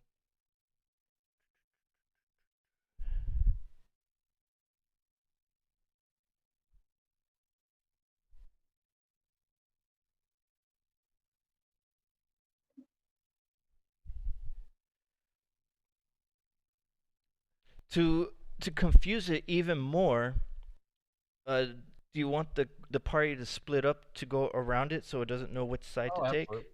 Okay. Absolutely. All right. I even climb on a wall. Okay. I probably climb up to the ceiling and run over top of its head. No, it's too tall. It's too high, right? The ceiling. The ceiling, yeah, it's 75 feet up. Yeah. All right. So, half of you guys run on the left side, half of you guys run on the right side. And the thing is like growling at you and it's trying to decide which way to go. And as it's kind of like figuring out which side to go, one side is going further than the other. Ms. Lindra and Leonardo, which side do you guys take, the left side or the right side? Right side. Leonardo, you too? Yeah, sounds good to me. Okay. As you guys run over towards the right side, this thing actually steps on one of those piggish creatures and runs over it because those things are slower than it, and they're trying to catch up to you, and this thing is right on you. And as it's making its way towards you guys, Ms. Lindra, you see it like bashing rocks, trying to clear a path to get to you guys, and it doesn't seem to have slowed it down at all. And it's 20 feet away from you guys. It was 50, but you guys are going. It ran its 30 feet, so it's 20 feet away from you guys. As you're veering towards the right, Darendil and Ron and the Myconids are on the opposite side, and they're running as well. I want to cast a web between it and us Okay. on the ground in front of it. All right. So you cast your web, and let me see. It's a dexterity, right? Let me actually look at that because I forget what web does. I know it's a 20-foot area. 20-foot area. It's difficult terrain. Yeah, it's difficult. No, they become restrained. Oh, they become restrained. Okay. Yeah. Well, if he fails to throw. Let's see. Each creature that starts its turn in the webs or that enters during its turn must make a dex save. Okay. On a failed save, the creature is restrained as long as it remains in the web. Creature restrained by the webs, blah blah blah. The webs are flammable, blah blah blah, blah blah blah. So yeah, if it makes it and nothing happens to it, it just moves through it. All right. Well, it's you said you did it right in front of it, or you Yeah, did it. I put it between it and us on the ground, so he would run into it. Okay. Since he's facing us, I'm going to make an educated guess and assume he does not have the mobility to dodge it as I shuck it at him. So Well, as you do that, okay, so you lay it out in front of him, and what happens to your surprise with that logic is you see it actually doing a long jump, and it jumps 40 feet. It says it does a running long jump, 40 feet, and it's 20 feet high when it has a running start, and it was already running at you guys. okay, that doesn't seem fair. That's what it says. Well, yeah, I'm not saying that it can't do that. I'm just saying that it shouldn't be allowed to do that as a reaction to my spell. It doesn't know the spell's coming. He doesn't. But when you casted it in front of him, he saw it and he just jumps over it. Because you said you did it in front of him, right? Well, yeah, yeah, I mean, yeah. All right, but the other ones though. I can't cast it on a creature. It doesn't happen. Creature it affects the ground. Okay. All right, then let me roll my dexterity then for it. 14. Does that beat it? Nope. Okay, so you drop the web in front of it and it tries to jump, but what happens when it jumps? Its foot tangles into it and it tumbles inside of it for just 5 feet, and it stopped it from jumping over it. And then the other dredges run around it, but it's still behind it. You guys are still pushing forward, still running. Leonardo, do you want to do anything as you're running, or are you just doing mad dashes? Well, my special. Well, I'm actually riding on my shield defender. I'll use my special ability. The fire? And, no, not yet. Definite. I'll try to deafen it. Okay. Basically, the saving throw would be 16. It has to do a DC. Yeah. And what's the ability? Oh, definite makes it deaf. No. What's the save? The DC save? What is 16. it? 16 what? 16 what? It's probably Constitution, but More than likely. Because it's deafening. Okay. But I'm not sure. Well, if it's Constitution, it just rolled a 19. Oh well. All right, and you're running still, and Yeah. so the thing, it's webbed, and 20-foot space before it. So now it's 20-foot webs right here. Yeah, you guys are blind pushing deaf, for. Constitution. So. Okay, so you guys are running past it now. We'll say the web has its 20-foot patch. It's 5 feet inside of the web, but you guys have ran past it by 30 feet. And the piggish dredges that were with it, so you're 30 feet away from it, and then the dredges are 40 feet away from you guys. How It's far still is trying to catch up. How far are the zombies behind us? About 200 meters. Well, now it's probably Okay. like 240 meters now. Well, I'm just saying, in fact, that if he's tangled up in the web, hopefully he'll be taking up for the zombies to get him. Okay. Nah, zombies are super slow. So, All right, and you guys are We can always still running, and the And thing tried It to. can make a strength save to break the webs and be out of it. Yeah, he just rolled. The thing's got a better strength than it does the dex. He just rolled an 11. Oh, really? Yeah. So he's Then still he's tangled. No restraint. Yeah. Okay. so how are you guys? Hello, guys. Hello. All right. Okay. So, Guy, after you guys beat the beetles and the Umbra Hulk, the zombies were attracted to the noises that the beetles made and the combat noises made. So, as they go into the cavern, they start spreading out from the opening, and you guys saw that you saw like 40 of them come in, but you know there's more behind them. It's a large zombie horde of goblinoid creatures, and you guys are figuring that wherever they came from, it was like a it was probably like a goblin tribe that all got uh invaded and turned into zombies. And it's literally like maybe 100 zombies, but they're like 240 meters away from you guys now, because you guys are running up. And as you were running up, one of these things came out from the Okay, top ledge. yeah. Under your left, yeah.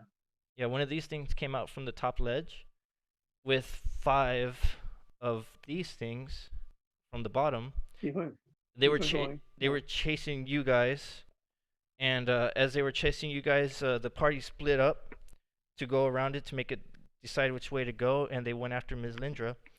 Ms. Lindra ended up casting web, and it got tangled on it. And right now, the party is 30 feet away from it, running, but the dredge creatures, those are 40 feet away behind you guys. They're slower. Well, the good thing is it killed one of them. Yeah, It it stepped on one of them. It stepped on one of them, but it didn't kill it. It just stepped on one. Is there a chance that any of them get caught in the web? Oh, they're slower than it, so they see it happening and they're going around it. They're not trying to stop and help him? No. Damn. They're actually not. They're too smart. Shit. Or they're too stupid to think about helping him.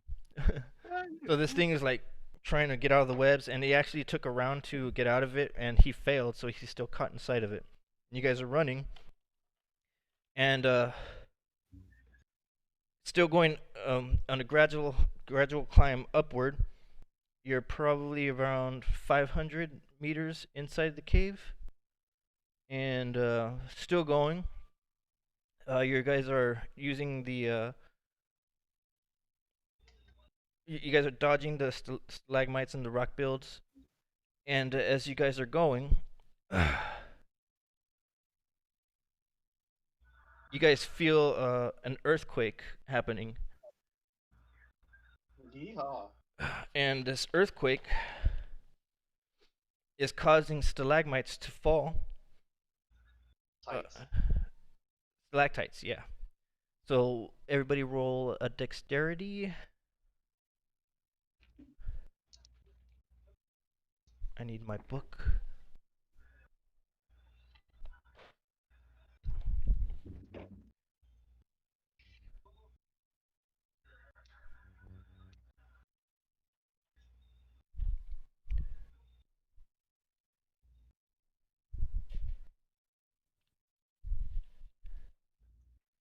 Oh, oh, never mind. What is falling? Okay, dexterity. There it is. Would you guys roll for your dexterity? 15. Okay, you're good. I got a 16. You're good. Fingers. 8.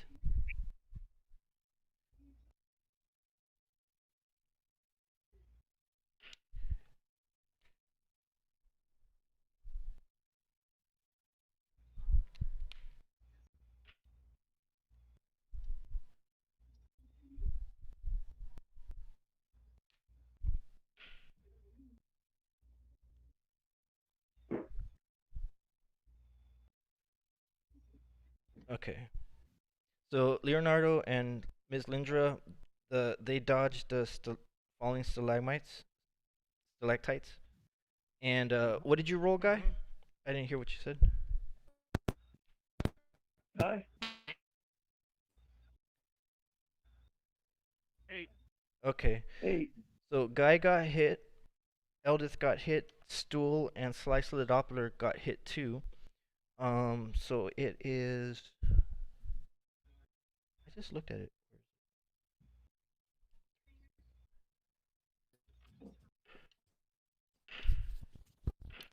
Guy, you take 5 points of damage.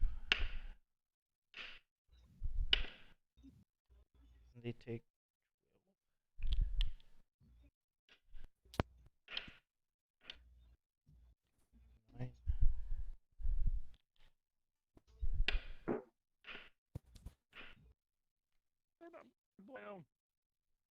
Okay. So Eldith took 12, Stool took 9, and Slice the Doppler took 10 points of damage. And what happened with this earthquake was out of the wall. This is a lot happening in this cave. And out of the wall, a humongous purple worm comes out and it starts sliding in your guys' direction blindly. Not like it's purposely going to you guys. And it kind of like lurches up.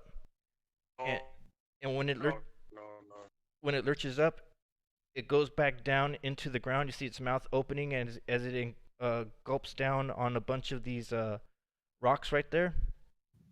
And it's a gigantic purple worm. It's what is it? Gargantuan. And Okay. its mouth is basically big enough to swallow a horse. But what it does is when it comes out of the wall and it goes up and back into the ground, it's landing near you guys, and it goes pretty much back into the ground, and as its body continues going, it dug its tunnel underneath you guys, and what happens here is the whole area collapses. This thing didn't realize that it dug in hollow ground, so this cavern floor that you guys were running across,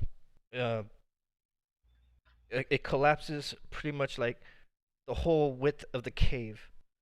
And you guys are all falling with these rocks, and you guys are when you guys are going down, there's no safe ledge for you guys to go on. It's actually like a hollowed ground, and this thing didn't know that it just burrowed right in there.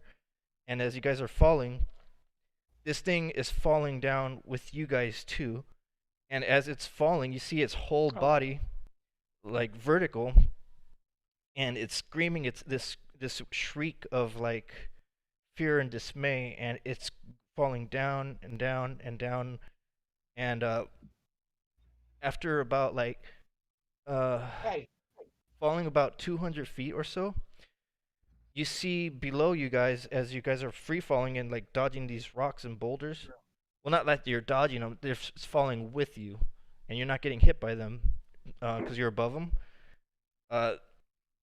This thing, as it's diving down into the darkness, you could see that there's webs, and it crashes through these webs, going straight down, further down, and you guys, as you see that it's breaking through these webs, they break with like a feathery fall. Some of them are like sloping down, and this is that canyon that you guys avoided earlier. And this purple worm plunges all the way to the bottom to its death. Around it dropped like 500 feet past the highest point of these webs, and you guys land on these webs. Hold on.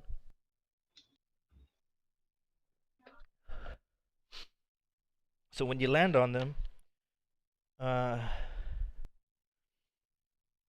Ms. Lindra, you grab like the first web if you want. Okay. And you're pretty much at the highest point of where these webs start.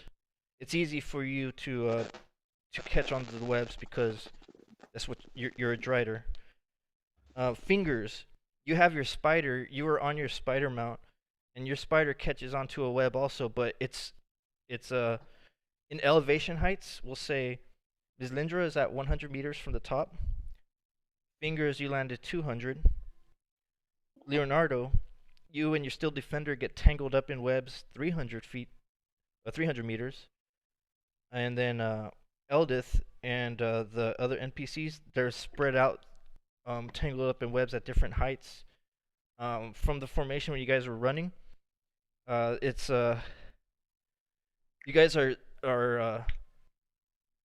spread out around 100 meters total. The fall in the rocks, and then the swaying from the webs as you landed on, they would break and you guys swing. if there was a square, like a grid, the whole party is 100 meters spread out, but between 100 and 500 meters, 400 meters spread from height. So, Ms. Lindra, you're 100 meters from the top. Fingers, you're 200 meters with your spider. Leonardo, you're 300 meters. And Cliff and Eldith are 400 meters. Ront and Darendale are 400 meters. And Stool and Rumpendump are...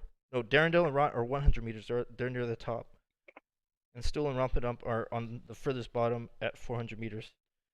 Nobody got any damage from it, but they're tangled up inside the webs pretty nastily, which saved you guys from falling. The purple worm, it landed on the bottom and basically landed head first in the bottom of the canyon. It's a canyon. You don't see where it landed though, because it's just pitch black down there. But the cave that you just ran from, it's pretty much obliterated, and the demons that were following you and all that stuff, they're way up on the top still. You don't see those things on the webs where you guys are at. But this ruckus, it after the rocks settle and the dust starts clouding up, rising from the bottom, it actually goes that high. You hear, "Oh my God, what happened? Help! Help!" And you hear like a squeaky, high-pitched voice of a halfling. And if you guys turn and look, you actually see him dangling, like he got caught in the mess from when the ground collapsed, and he's spinning, dangling in the web. And there's a giant spider that's actually approaching him. Alright, so Fingers and Ms. Lindra, you're not tangled up. You guys have control. Leonardo, you're tangled up. If you want, you can try to break free of your ropes. Roll a strength check. Or your webs, I mean.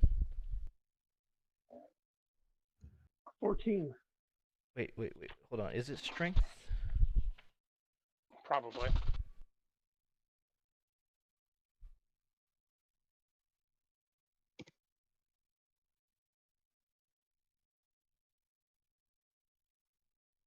Breaking free of webs is strength. Dexterity. Yes. Web break. Dexterity on here. Oh, that's even better than being 19. Okay, so you break your webs, and the rest of the party, let's see what they do.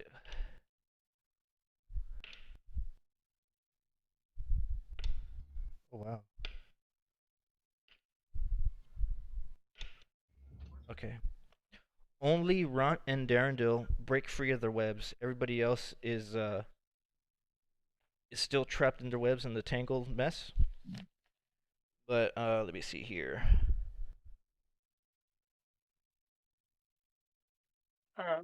Leonardo, what did you get? Oh, 19. Yeah, he broke out. He's fine. Okay. Your still defender breaks out of his too. All right, so everybody else except for Darendil and Ront, they're trapped in their webbing, and parallel to Ms. Lindra is Slice the Doppler. You want to help him break out of his webs? Sure. Okay. And Fingers, you're alone with your spider. Leonardo, you're alone with your doppelganger. Below, Steel's defender.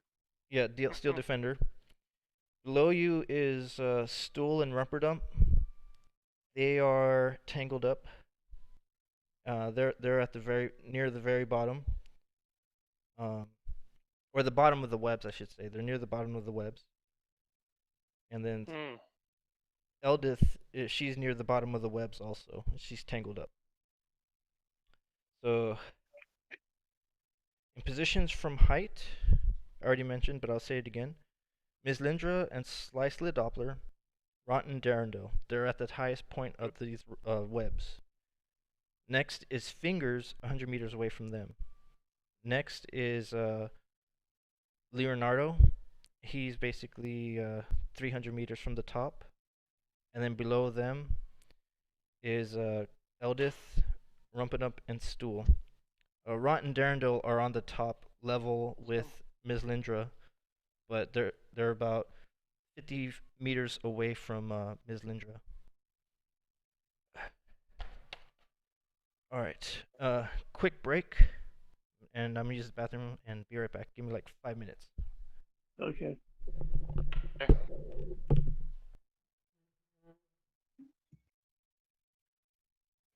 Yeah, sorry about leaving. It's Don't worry, family. yeah, yeah. Family. You got to take your family.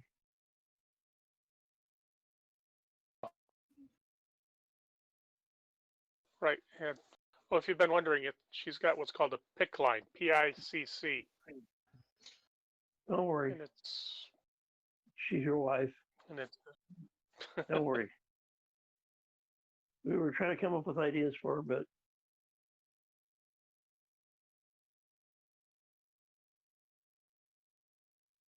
you said her throat was sore. good. I was wondering, did cough Well, it's drops getting help better. any? Did the cough drops help? Not really. Well, the trouble is it's swallowing. What I'm saying is, if it'll coat the throat, Drop some of them are is painkillers, right. or extra sweet tea. Oh, Yeah, she likes the sweet tea. I used to get it really cold. That's the difficult. Uh-huh. Well, So anything, she was yeah. able to get down. Yeah, anything. Saliva. Yeah. Have you tried the berries and the vanilla? Is that better than she had? I'm not. Are you Jeff, Frank?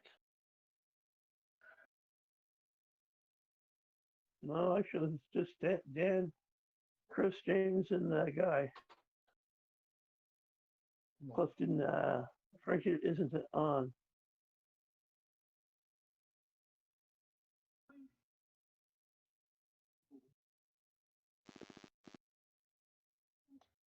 Okay, let's see if this helps. It's a bandwidth.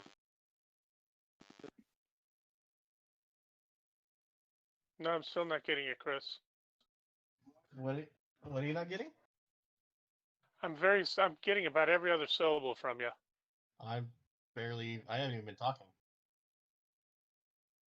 I guess it looks like what you're gonna have to do is what Chris is Okay. doing. Leave the picture off. That did. That's I said it might be a bandwidth. Yeah. Yeah, because I turned my image off or my video off, and ever since then I get minor issues here and there, but for the most part it works way better. It looks really good.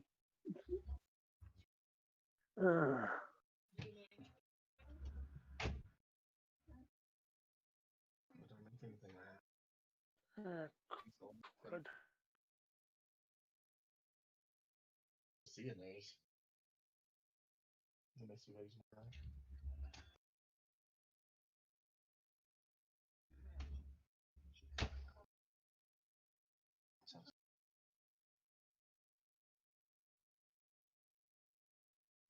Two of them. Ugh. Borrows cheap. Borrows very quick. Tomorrow. Sit here. Then you can't be mad.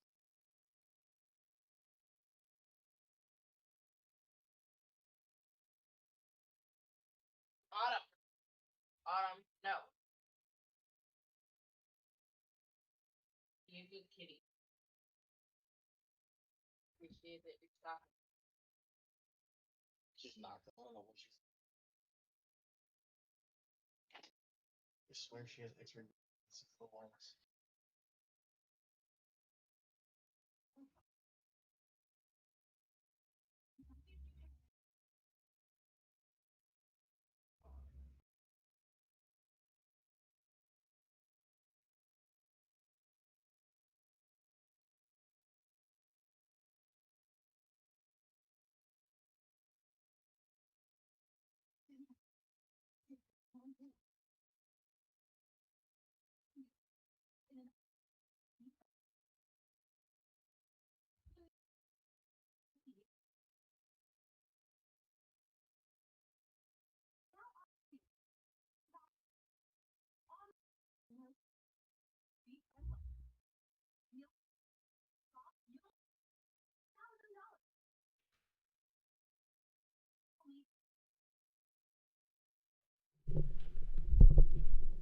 All right.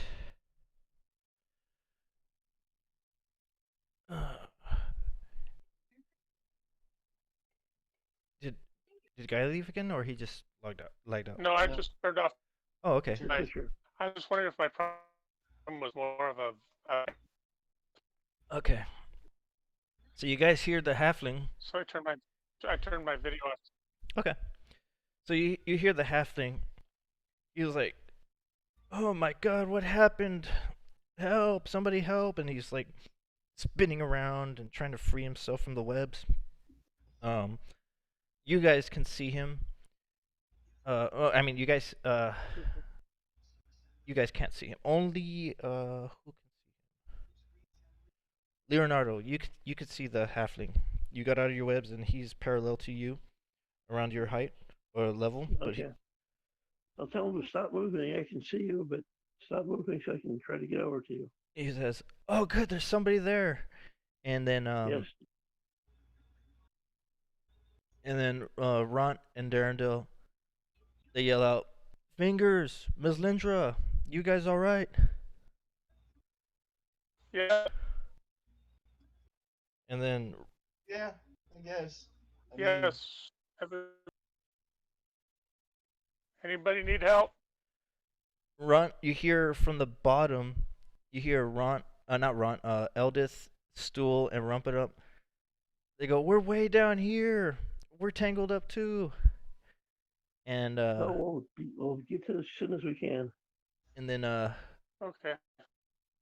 below you guys, way on the bottom, you hear kind of like a burst of rocks being thrown around, and you hear a really loud scream from two heads, and the scream, it's a roar that's very distinguishable. You heard it before in the Dark Lake. And when the rocks explode out, you guys can see the radiating light from veins on the very depths of the bottom, and it's the same lighting that was in the flesh of the Demogorgon. Oh, sure. You don't see the details of him, but you can see the faint glow from like his arms and his chest and his eyes. All the way on the bottom of the canyon. And these rocks, when they fell, most likely landed on him and hurt him. alright, you guys. I agree. I'm through with this crap. We need to get the hell out of the under fucking darkness. I'm tired of being here. Fuck this shit. I'm with you guys. Let's go. Okay. So,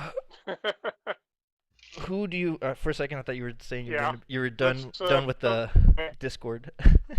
No. Well, no, I was making a joke about being done with fucking Underdark. Demogorgon. All right. Screw this shit. I'm going home. Okay. So, Okay. Picking up. You say I'm picking up my ball and going home. who's got the rope? Well, theoretically, I've got the rope. Okay. Leonardo, you're closer to everybody on the bottom. You're closest to Stool, Rumpadump, and Eldith. Everyone else is pretty much above you. I'll try to gather those three together. Okay, let me see. First would be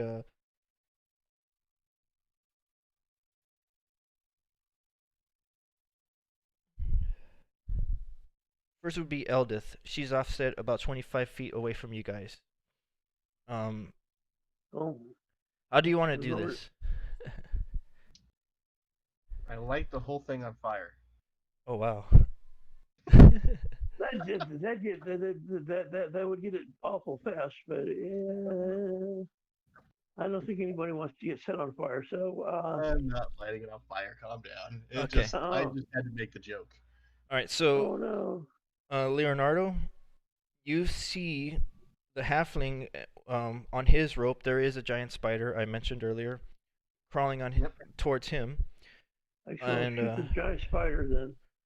Okay, go ahead and roll. 10. 10 misses. You want to take a second shot? Actually, whose giant spider is that? It's Not not mine. yours. It's not. Okay. In other words, I want to make sure it's not giant spider. Well, you already shot at it.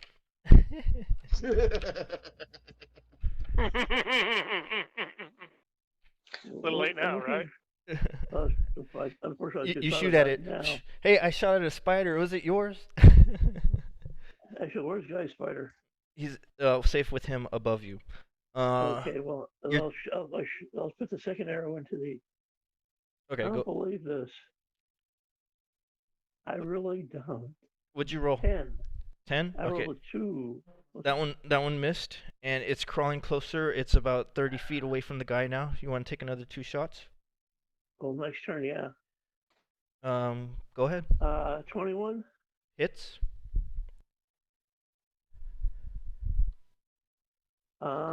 13 points of damage. Okay. And your second shot? Take it. It's still A alive. natural 20.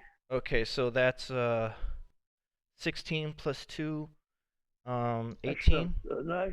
actually, it's plus 3 and plus 1 for magic. So Oh, it'd be plus 4. you used a stone? No. Crossbow. Okay, so My dex is 3, and it's plus 1 because it's a magical crossbow. all right, so 16 Plus plus 4. 4, it's 20 plus 1, 21, and that spider dies. And on the opposite side of that same strand, you see another spider coming towards the halfling. Ooh. You want to shoot that one too? Yeah. All right, go ahead. 19. Hits.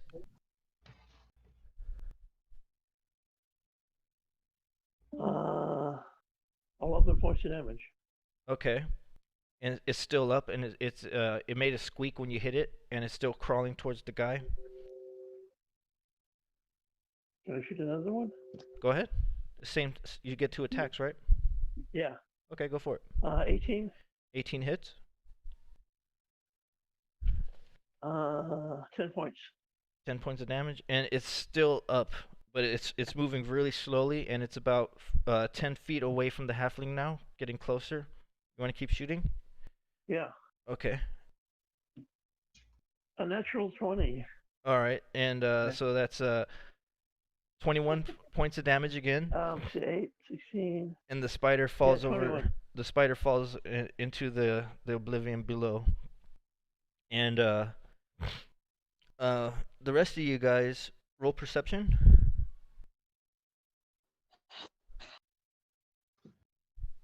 Perception. Yeah, for Ms. Lindra and Fingers. I rolled 1. Okay. And I can't even see my face. 4. No, 5. No, 6. no, not you, Leonardo. Well, actually, Leonardo, you can. Actually, my steel defender. He's plus 4 to perception. So go ahead and roll. Do you know what the Steel Defender sees, though?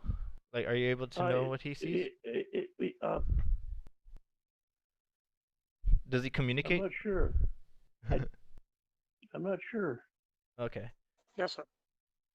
All right, Guy, what did you roll for perception?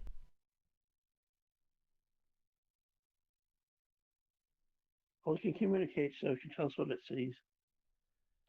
He does? Yeah. All right, so above you, he sees a chest wrapped in a rope, and he sees two spiders on Fingers' lane, coming from the far walls. Not from the far walls, but they just appeared in his visual, going on both sides of Fingers as well. I'll yell out to Fingers. Okay. When Fingers gets back, we'll let him know. And so,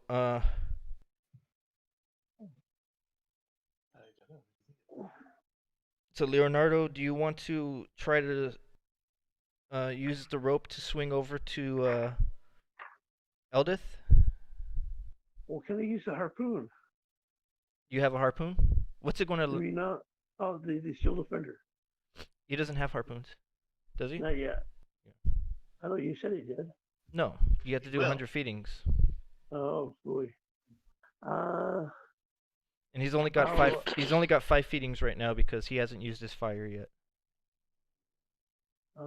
Basically, I'll try to get over to Eldith.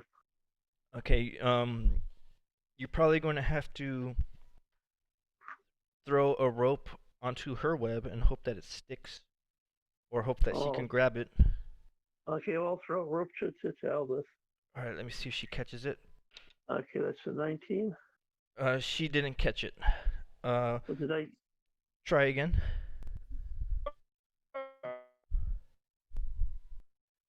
Eight. On Demogorgon. Okay, so she caught it. She caught the Okay. she caught the rope with her hand, but she's still trapped in the web, and she's just holding on to it. And your Steel Defender, he's biting the other end of the rope to use it to anchor on if you want to try to like slide down. Yeah, I'll try. Okay, so you slide down. This is going to be kind of iffy. Do you want to climb the rope or slide down the rope? If you slide down, maybe you're gonna have to. You're gonna have to I'll- roll. I'm not- You're gonna have to I roll. was gonna say- You're gonna have to roll I was gonna say- dexterity, anyways. Well, okay, well, actually, I'm pretty good at Dex. Okay. I get +4. 14. Okay. So, did you want to slide down to her? Slide. Okay. So Yeah, slide. you quickly get over there and you land on her end of the rope, and you're helping her escape her rope. So Yeah. she gets advantage to, or web. I mean, gets advantage to escape her webs, and she broke out of her webs, and you help her up. Fingers, can you hear me?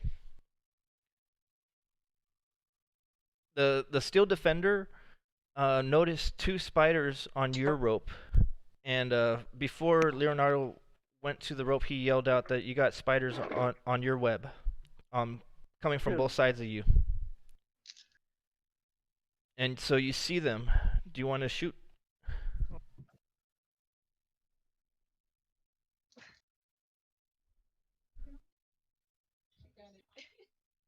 Smoke. It looks like Are they within range of my dagger, which is 30 feet? 60 feet. Your range is 60 feet, right? For the psychic No, I dagger? think it's 30. I think it's 30. Well, it might be 60 with long range. I'd have to look again. But I like to do it within 30. Okay, so they are getting close, and you wait for one of them to get closest to you. With the dagger. Go ahead and roll. Okay. Okay. 19, 6 to hit, and for 11 damage. Oh, I didn't catch any of that. I got the 11 Okay, damage. 26 to hit 26 hits, and damage though? 11. and 11 damage. Okay. So you shoot it with your dagger, and it's still coming closer. Go again. Okay, crud. Okay. And, yeah. Use the other one. Okay. And and that is only 7 points of damage? Is that what you said? six. Okay, 6. All right. And your spider, it moves to attack it also. So it goes in front of you on your web, and it hits him. And let me see here.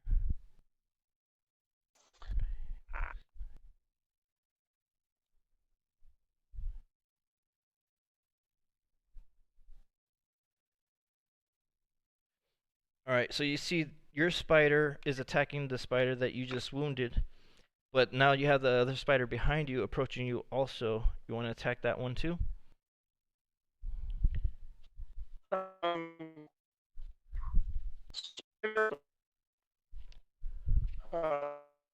That would give me 3 attacks this round, but the spider It's a new round. do a web on the one that's. Okay. Well, the one that you attacked is already okay. the one that you attacked. It went after that one. It's already almost dead. But the other one behind you is approaching you now. It's 30 feet away. Oh my lord. Okay.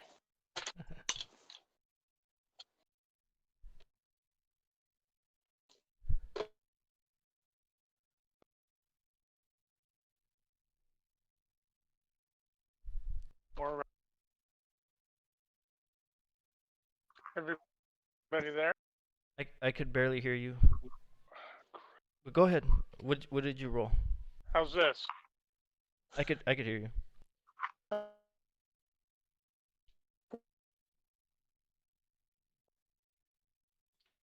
Total 20.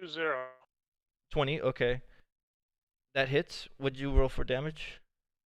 20. 20. For damage? Okay. Natural 20. Grand total of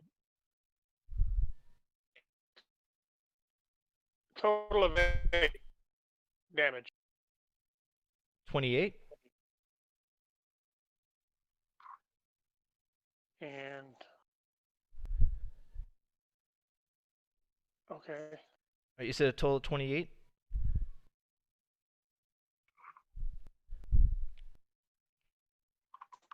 Oh, I can't tell. And 20. All right. Hold on a second.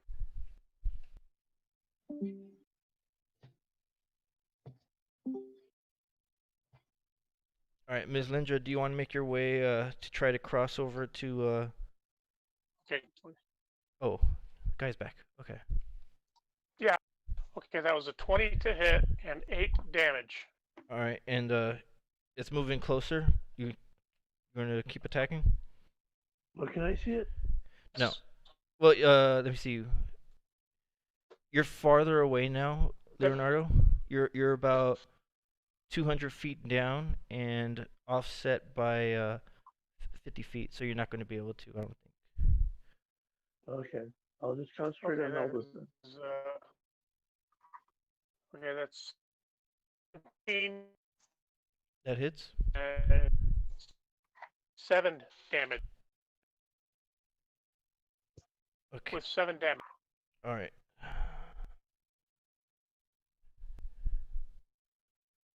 Okay. It's still coming at you, and it's coming closer. And the spider, your spider killed the other one, and you hear the spider screech as it's falling down. But the one it's on you now, and it's rolling 18, 19, 20 to hit. So That hits. 1d8 plus 3. 6 points of damage. And go ahead and then you can attack it.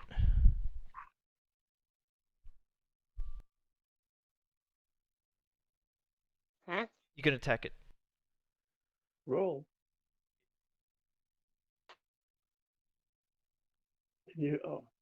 Guy, roll to attack. Another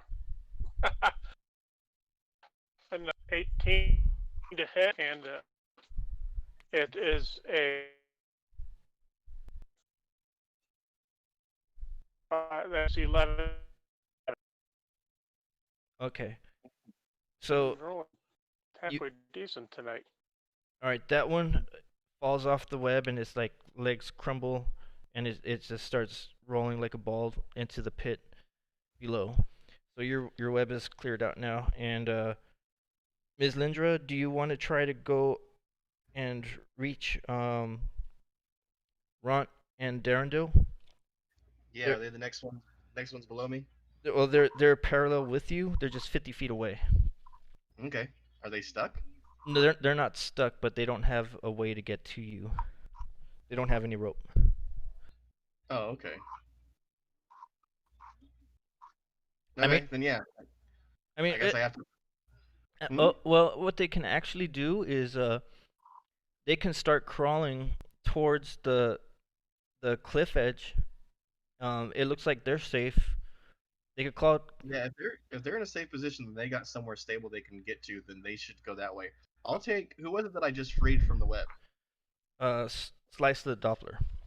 So I'll take him over to them and have them get to somewhere stable because they can't really walk on the webs like I can. Okay. And then I'll move to start ferrying people across to safety. Okay. The next That's one weird. would be fingers below you. So you link up with you shoot a web. Um, I can't shoot webs. well, you can still. It's not like the web weapon. It's just spinning a web, right? Like I can't do that. No, I actually cast the spell web Oh, okay. as a racial ability. Yes, but it's still the spell. Okay. I cannot actually produce my own web as a spider. Oh no, that sucks. I thought you could. Well, I mean, you can tell me I can. It's just that's nothing that the class. That's not part of what the racial features included. They didn't Oh, include that natural web thing. well, that's well. No Rider gets the natural web thing. I always thought they did. I always thought that you Not can. even the monstrous ones that I was looking at. Yeah, I thought you can make like your own little web Of course, nest I and stuff lagged like out that. there. I thought you could make your own little web No, nest it was and spin webs and like dangle down and stuff me like actually that. turning into a Drider. Okay. All right. So No, I don't move faster. I get the ability to. I get a climbing speed, walking on webs, a few other little things, but not a whole lot. It would be too overpowered if I got too much. okay. So what Yeah, you climb a bunch of webs with doppelganger. You navigate your way, climbing different webs to get to there. What? Occasionally doing a jump from web to web, and you Mhm. reach it up to them. So the slice of the Doppler is safely with Ront and Darendil, and you tell them to go ahead and head towards the rock face. And they're encouraging on trying to help you guys get the others. There's, but at the same time, they know that it would be more of a hindrance with the chance of them falling rather than helping. Yeah, because that's exactly what I would tell them. I would be like, it's better for me to be able to do it, and because I can walk on this easier and they can't, and get to safety and I'll get everybody else. Don't worry. Okay, so they're gonna slowly traverse the web, trying to navigate to get to the cliff edge. It's still about 200 meters away from the cliff edge, but they're gonna start making their way over there. Next in line What? is Fingers, who is just 100 meters below you, Ms. Lindra, and then Leonardo, you're on the you're on one of the bottom webs with Eldith, and your dog is still holding onto the rope. If you want to try to have Eldith climb the rope to get to the dog to make her way higher, and you can climb the rope also if you want.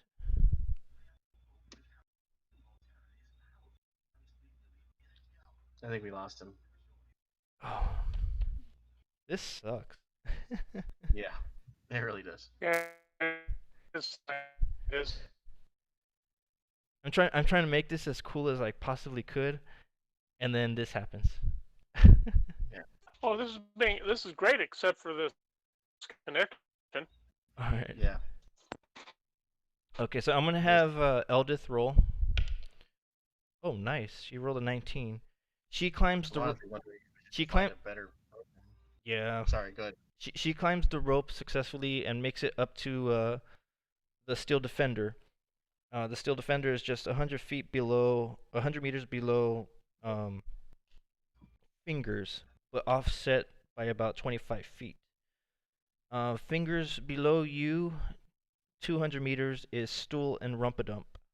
And you see that Leonardo and Eldith made it halfway between you and them. We're gonna wait for Leonardo, or should I just control Leonardo?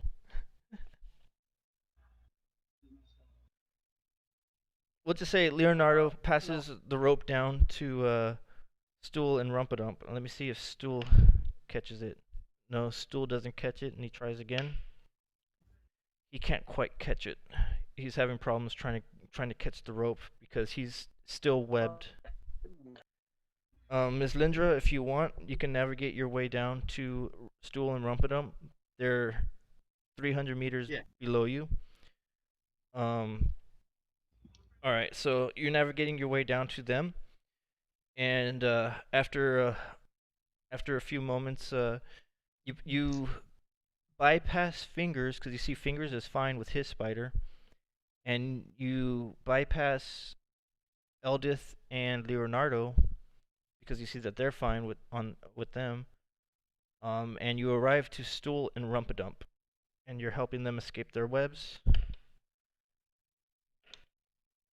Okay, that one succeeded. Since you're helping them escape, they have advantage now, and they broke free of their entanglement. They were basically linked together, wrapped around the web, and you freed them both, helped them free themselves. Okay. So now you're on the bottom with Rumpadump and Stool. Above you is Eldith and Leonardo, and they toss the rope to you guys. Let's see if roll your dexterity to see if you catch the rope. I don't need to catch the rope. For Leonardo, for Rumpadump and Stool. They don't need to catch the rope either. They can just ride on me. Are they that big? Rumpadump is small. He doesn't have any hands either. That's right. So yeah, he'll ride on you. Stool, he's got claws. Okay, so then he's a medium creature. Dexterity, you said? Yeah, just to catch the rope. Oh. It's just to catch the rope. 12. Okay, you caught it. And Stool, he wraps the rope around him, and he starts climbing. And he actually tries to climb, but he just falls, dangling down. But he tied the rope around him. That's what I said first. Good thing.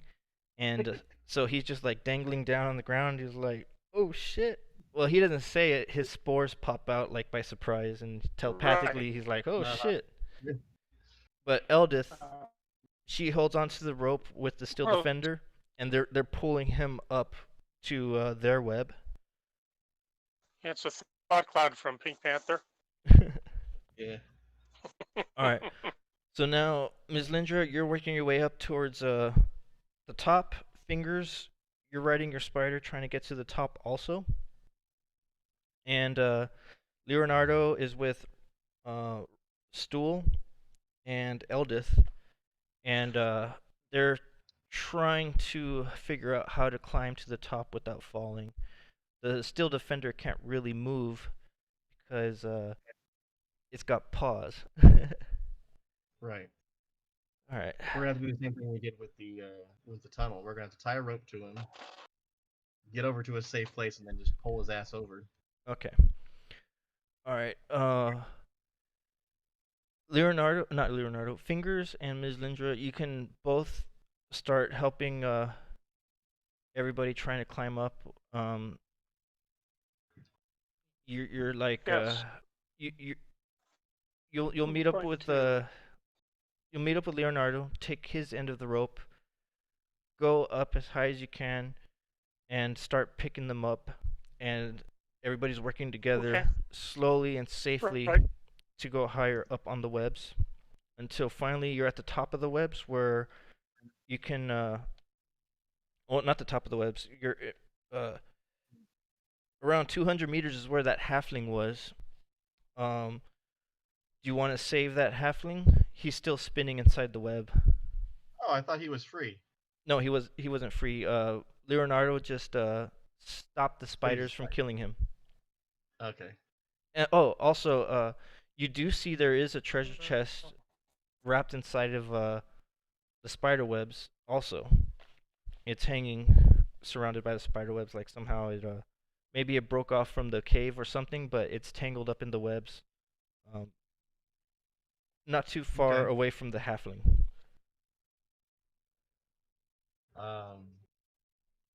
Okay, so I'll go over to the. What did you say? He's a halfling? Yes, halfling. Is he an under halfling or is he an above ground halfling? Let me look.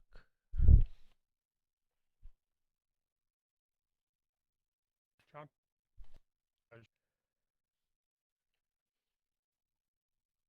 Mm. Chapter 2.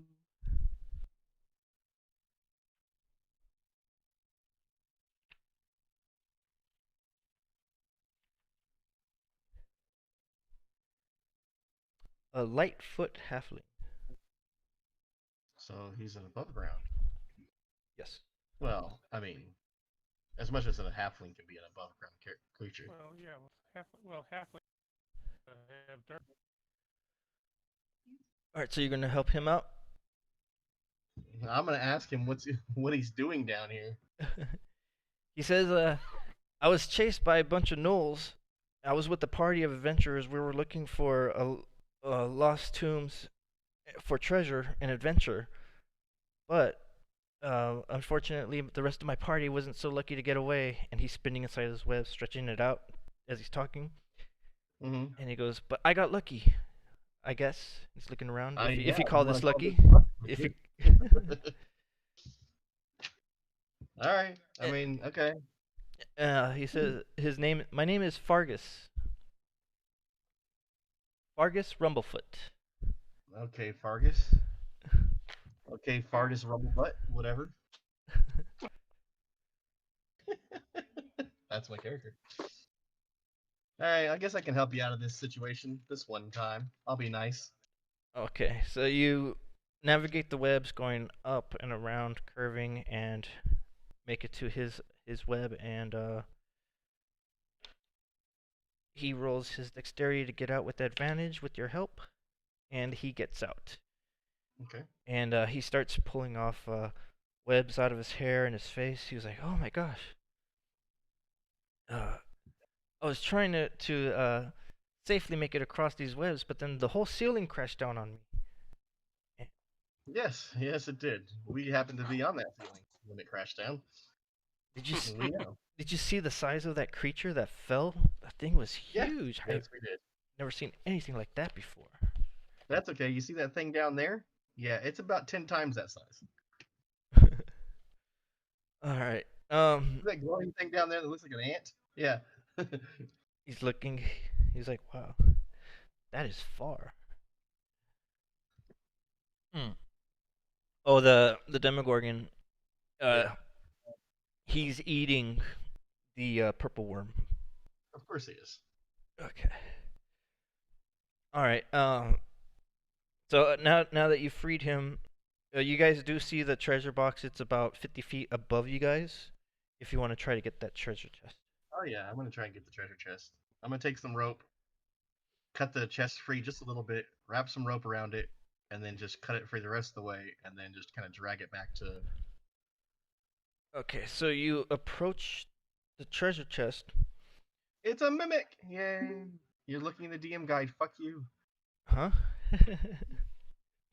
Yeah, it is. You start trying to free the ropes off of it, and it opens its mouth. It is a mimic. Oh good. I just cut the rest of the spider webs and watch it fall. Okay. And it was it? Goodbye. Yeah. So just for anybody that knows, this is doesn't know, this is the mimic, and yeah, its eyes open, its mouth opens as you try to free its webs, and then you cut the top of its strand, and it just falls, going all the way down. And when it lands, I'm going to do a 50% chance that it lands on the Demogorgon. So 0 through 50. Oh, wow. Yeah, you hear the Demogorgon roar like from the disturbance of being hit in the head. Alright. And it screams up at you guys. Ah. But it's like 500 feet below you guys. Whoa, that's a big hit. Okay. Okay, I'll try doing a first aid kit check on Eldith. Okay, she was injured from earlier with the battle. Right. Not battle. She got hit by the stalagmites from the earthquake. So yeah, she had 12 points of damage. Rolled a 22 for first aid. Okay, she's healed up, and Slice the Doppler and Stool, they're injured also. They have 9 points of damage. 9 and 10. I have it written down here. Well, this is strictly first aid. It's not magic yet. Oh, so you're just stabilizing them or something? Right. Numbing the pain? Yeah. Motrin and water? Yeah. 12. It's snake oil and corn syrup. Okay. And drugs too. Don't forget the marijuana or whatever. The cocaine? Yeah. Okay. Okay. And the last. All right. As you guys are going, you can hear that Ron and Darendil and Slice the Doppler, they're fighting something on their webs. It's out of sight, but you hear that they're fighting other spiders. As you guys are moving, you know that more spiders are attracted to the noise, so some are coming out and trying to get to you guys. As you guys are climbing up on the webs, you're moving closer and closer to the ledge, but as they're closing in, they still have to navigate spin webs and try to get to you guys, but you guys are moving directly towards the ledge as quickly as possible, as safely as possible. Yes. And you guys are using bows and crossbows to attack? Yes. Okay, so along the way as you guys are going, you're taking a pop shot here to make distance, and as a web strand starts gets spun onto yours so that these spiders can come, you're taking pop shots at them, and they're falling down as they're either getting critically injured or dying. And after a good while of traversing these webs, you finally make it across to the other side. Okay. But these spiders are still coming at you. And then, you know what would have been cool too? If I had like that goblin zombie horde falling Just all start falling in. as you guys are helping everybody. I should have done that. Well, you can't do it now. We're already on the inside. You didn't say it soon enough. Ha ha ha. Yeah. I Oh, don't forget they also have the Umber Hulk between them too. Oh, he's dead. The Umber Umber Hulk's dead. We killed him. Yeah. They have an orange gorilla. It's the demon. Yeah. The demon. No, he was still on top. He was still on top because you guys were egressing, and it was like a 75-foot diameter radius of cave that fell, and he was just outside of it. You don't want that demon on the webs with you guys, or do you? No. I didn't even know it was a demon. Okay, so now you guys are safely across the webs. It's still a wide open cavern. You can go left or right. The trench goes far beyond what your eyes can see. It's got. Are we on the side of the web that we were on earlier when we came out of that hole from the water, or are we on the other side? The other side, closer to what you think is going to be the direction for Neverlight Grove. Okay. Well, before we go, let's basically bandage everybody up. Okay, so you guys are putting on bandages, but you want to be able to make distance and headway because there's a lot of spiders in this area, and you want to be able to make way from them. So you can travel along the canyon, going left or right, it's going to be east and west, but you want to head in the northwest direction, and it's going to be leading into more open caverns and tunnels. Well, if we want to go northwest, then west we go. All right. And so when you guys go, you guys do find uh hold on, my back is hurting. You guys do find a spot that you can use for camp. But what this spot is, it's like a ruins inside of a wall.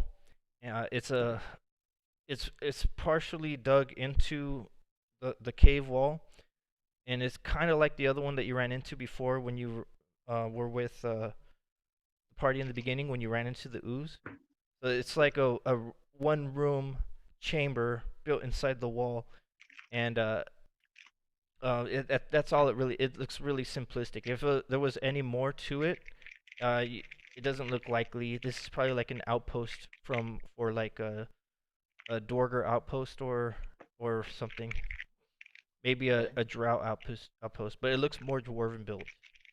Does it have beds or tables or any furniture in it? No.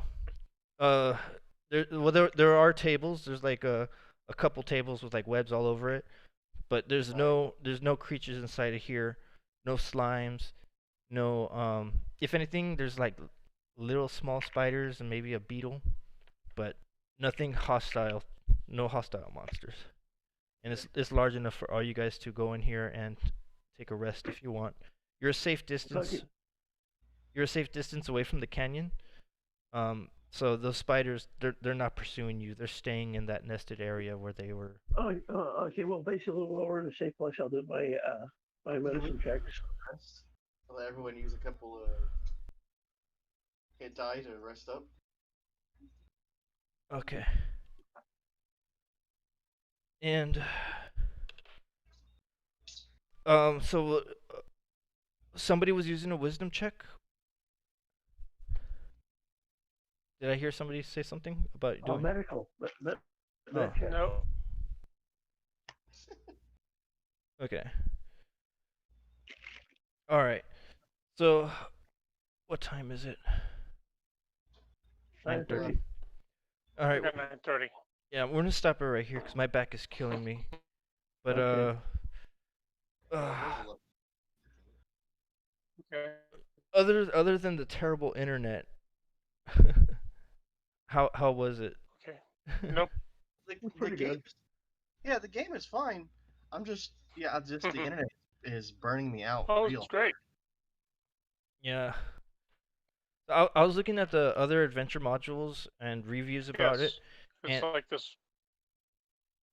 and I was seeing that the other ones, like let's say Horde of the Dragon Queen and Princess of Apocalypse, that they're so open and expansive that it's easy to get lost. The the story is hard to follow because anybody could go anywhere without a real sense of direction. But then I was looking at railroading games and stuff, and Yes. Out of the Abyss, it is very railroady. You're limited on where you can go to because you're gonna get lost. You're only exposed to what you're exposed to. So if I'm making it where I'm forcing situations, uh, it's trying to keep it interesting, exciting because this is Oh, it's very linear. Yeah. It's But also it's play by wire. like over the internet. That's ridiculous. Yes. Yeah. Like, Jesus, you know how the pilots used to say fly by wire was horrible? It's play by wire. Yeah, I'm trying to keep it interesting. I want to be able to make it as free flowing for you guys as much as possible, but it's difficult Oh. because it's not like you can go just to Neverwinter and then say, "Hey, I want to go to Luskin or like or even Mithril Hall or something." It's not like that at Well, all. Where but then again, it is in a way. I just don't want it to feel like I'm forcing you guys to do stuff where you guys don't want to, but at the same time, it's kind of hard to make If it. if the players don't want to do something, then they won't. Yeah. Okay. Players basically make up the story as they go, and you just kind of tell us where to go. I'm yeah, I don't want it to be where it's like how do you say? I'm not giving you guys any options. We've got to get to Oh, well, we've got to get to this one town that to bury the Stone. hand. Neverlight Grove. Yeah. Yeah, that too. And then deliver these, and then get these other guys to where they need to go. So, yes, we got an agenda. Yeah, I mean, as long as you guys have a clear Gate, then picture. we got to go to wherever. Yeah, I mean, as long as it's a clear direction of what you guys want to do or need to do. I mean, that's what I'm trying to accomplish, more than just forcing things to happen. I guess I don't know. I just want it to be where you guys are actually enjoying the game. Um, and Jesus, I that's all I hope for. All right. Well, you guys have a good night, and sorry the internet was so terrible today. Well, it's no problem. It's not your fault. It was. Okay. Have a good evening. you Good too. night. All right. Oh, Right. hey, Chris, Hmm. do you play Neverwinter on PS4? No. I just started playing it. I'm on my third day of playing it. Well, I'm gonna be on my I fourth played day. Neverwinter. I played Neverwinter back in the day on my computer. It was a long time ago. What did you think of it? But um, that's not really a fair question. I can't really answer that because it's been 20 years since I played it. Oh, Neverwinter Nights. Yeah. Okay, no, yeah, I like those. Those are my favorite games. I didn't like Neverwinter the MMO because it's Oh, it oh no, felt I haven't. yeah, it felt very limited. I didn't like the way the class builds go because you don't really have a direction that you can make your character any way you want. But in Neverwinter you could. Neverwinter Nights you could. But Yeah. I just started playing it and it's actually pretty fun. I made a cleric, a devout cleric where it's just strictly healing. It's pretty fun. I've been playing like 6 to 12 hours a day on it. You go. Damn. No wonder your back hurts. Yeah. Well, I mean, I got Terraria recently, and I've been playing that for hours at a time. So yeah. I've seen it. That's like an 8-bit game, isn't it? Like it looks. Well, it looks like an 8-bit game, but yeah, like my daughter says, it's like 2D Minecraft. It's a bit more complicated than that because it is very much an RPG with classes and, and and stuff. Sort of classes. I mean, you can build like a class Yeah. based off of the weapons and stuff that you get, but there's bosses to fight and NPCs to collect and The wall of flesh. the wall of flesh. Oh, I finally beat Final Fantasy VII. I'm on chapter 9. Oh, I haven't touched it. I I'm got not. to chapter 9, and I haven't touched it since. Hey, you don't need to worry about grinding out your materia. I tried grinding out my materia so I could have it like all strong and stuff by the time I got to like what I thought would be Well, badass I'm battles. also I'm also playing it on easy. I have no issues with the level of my materia. Yeah, it'll get you to where you need to be.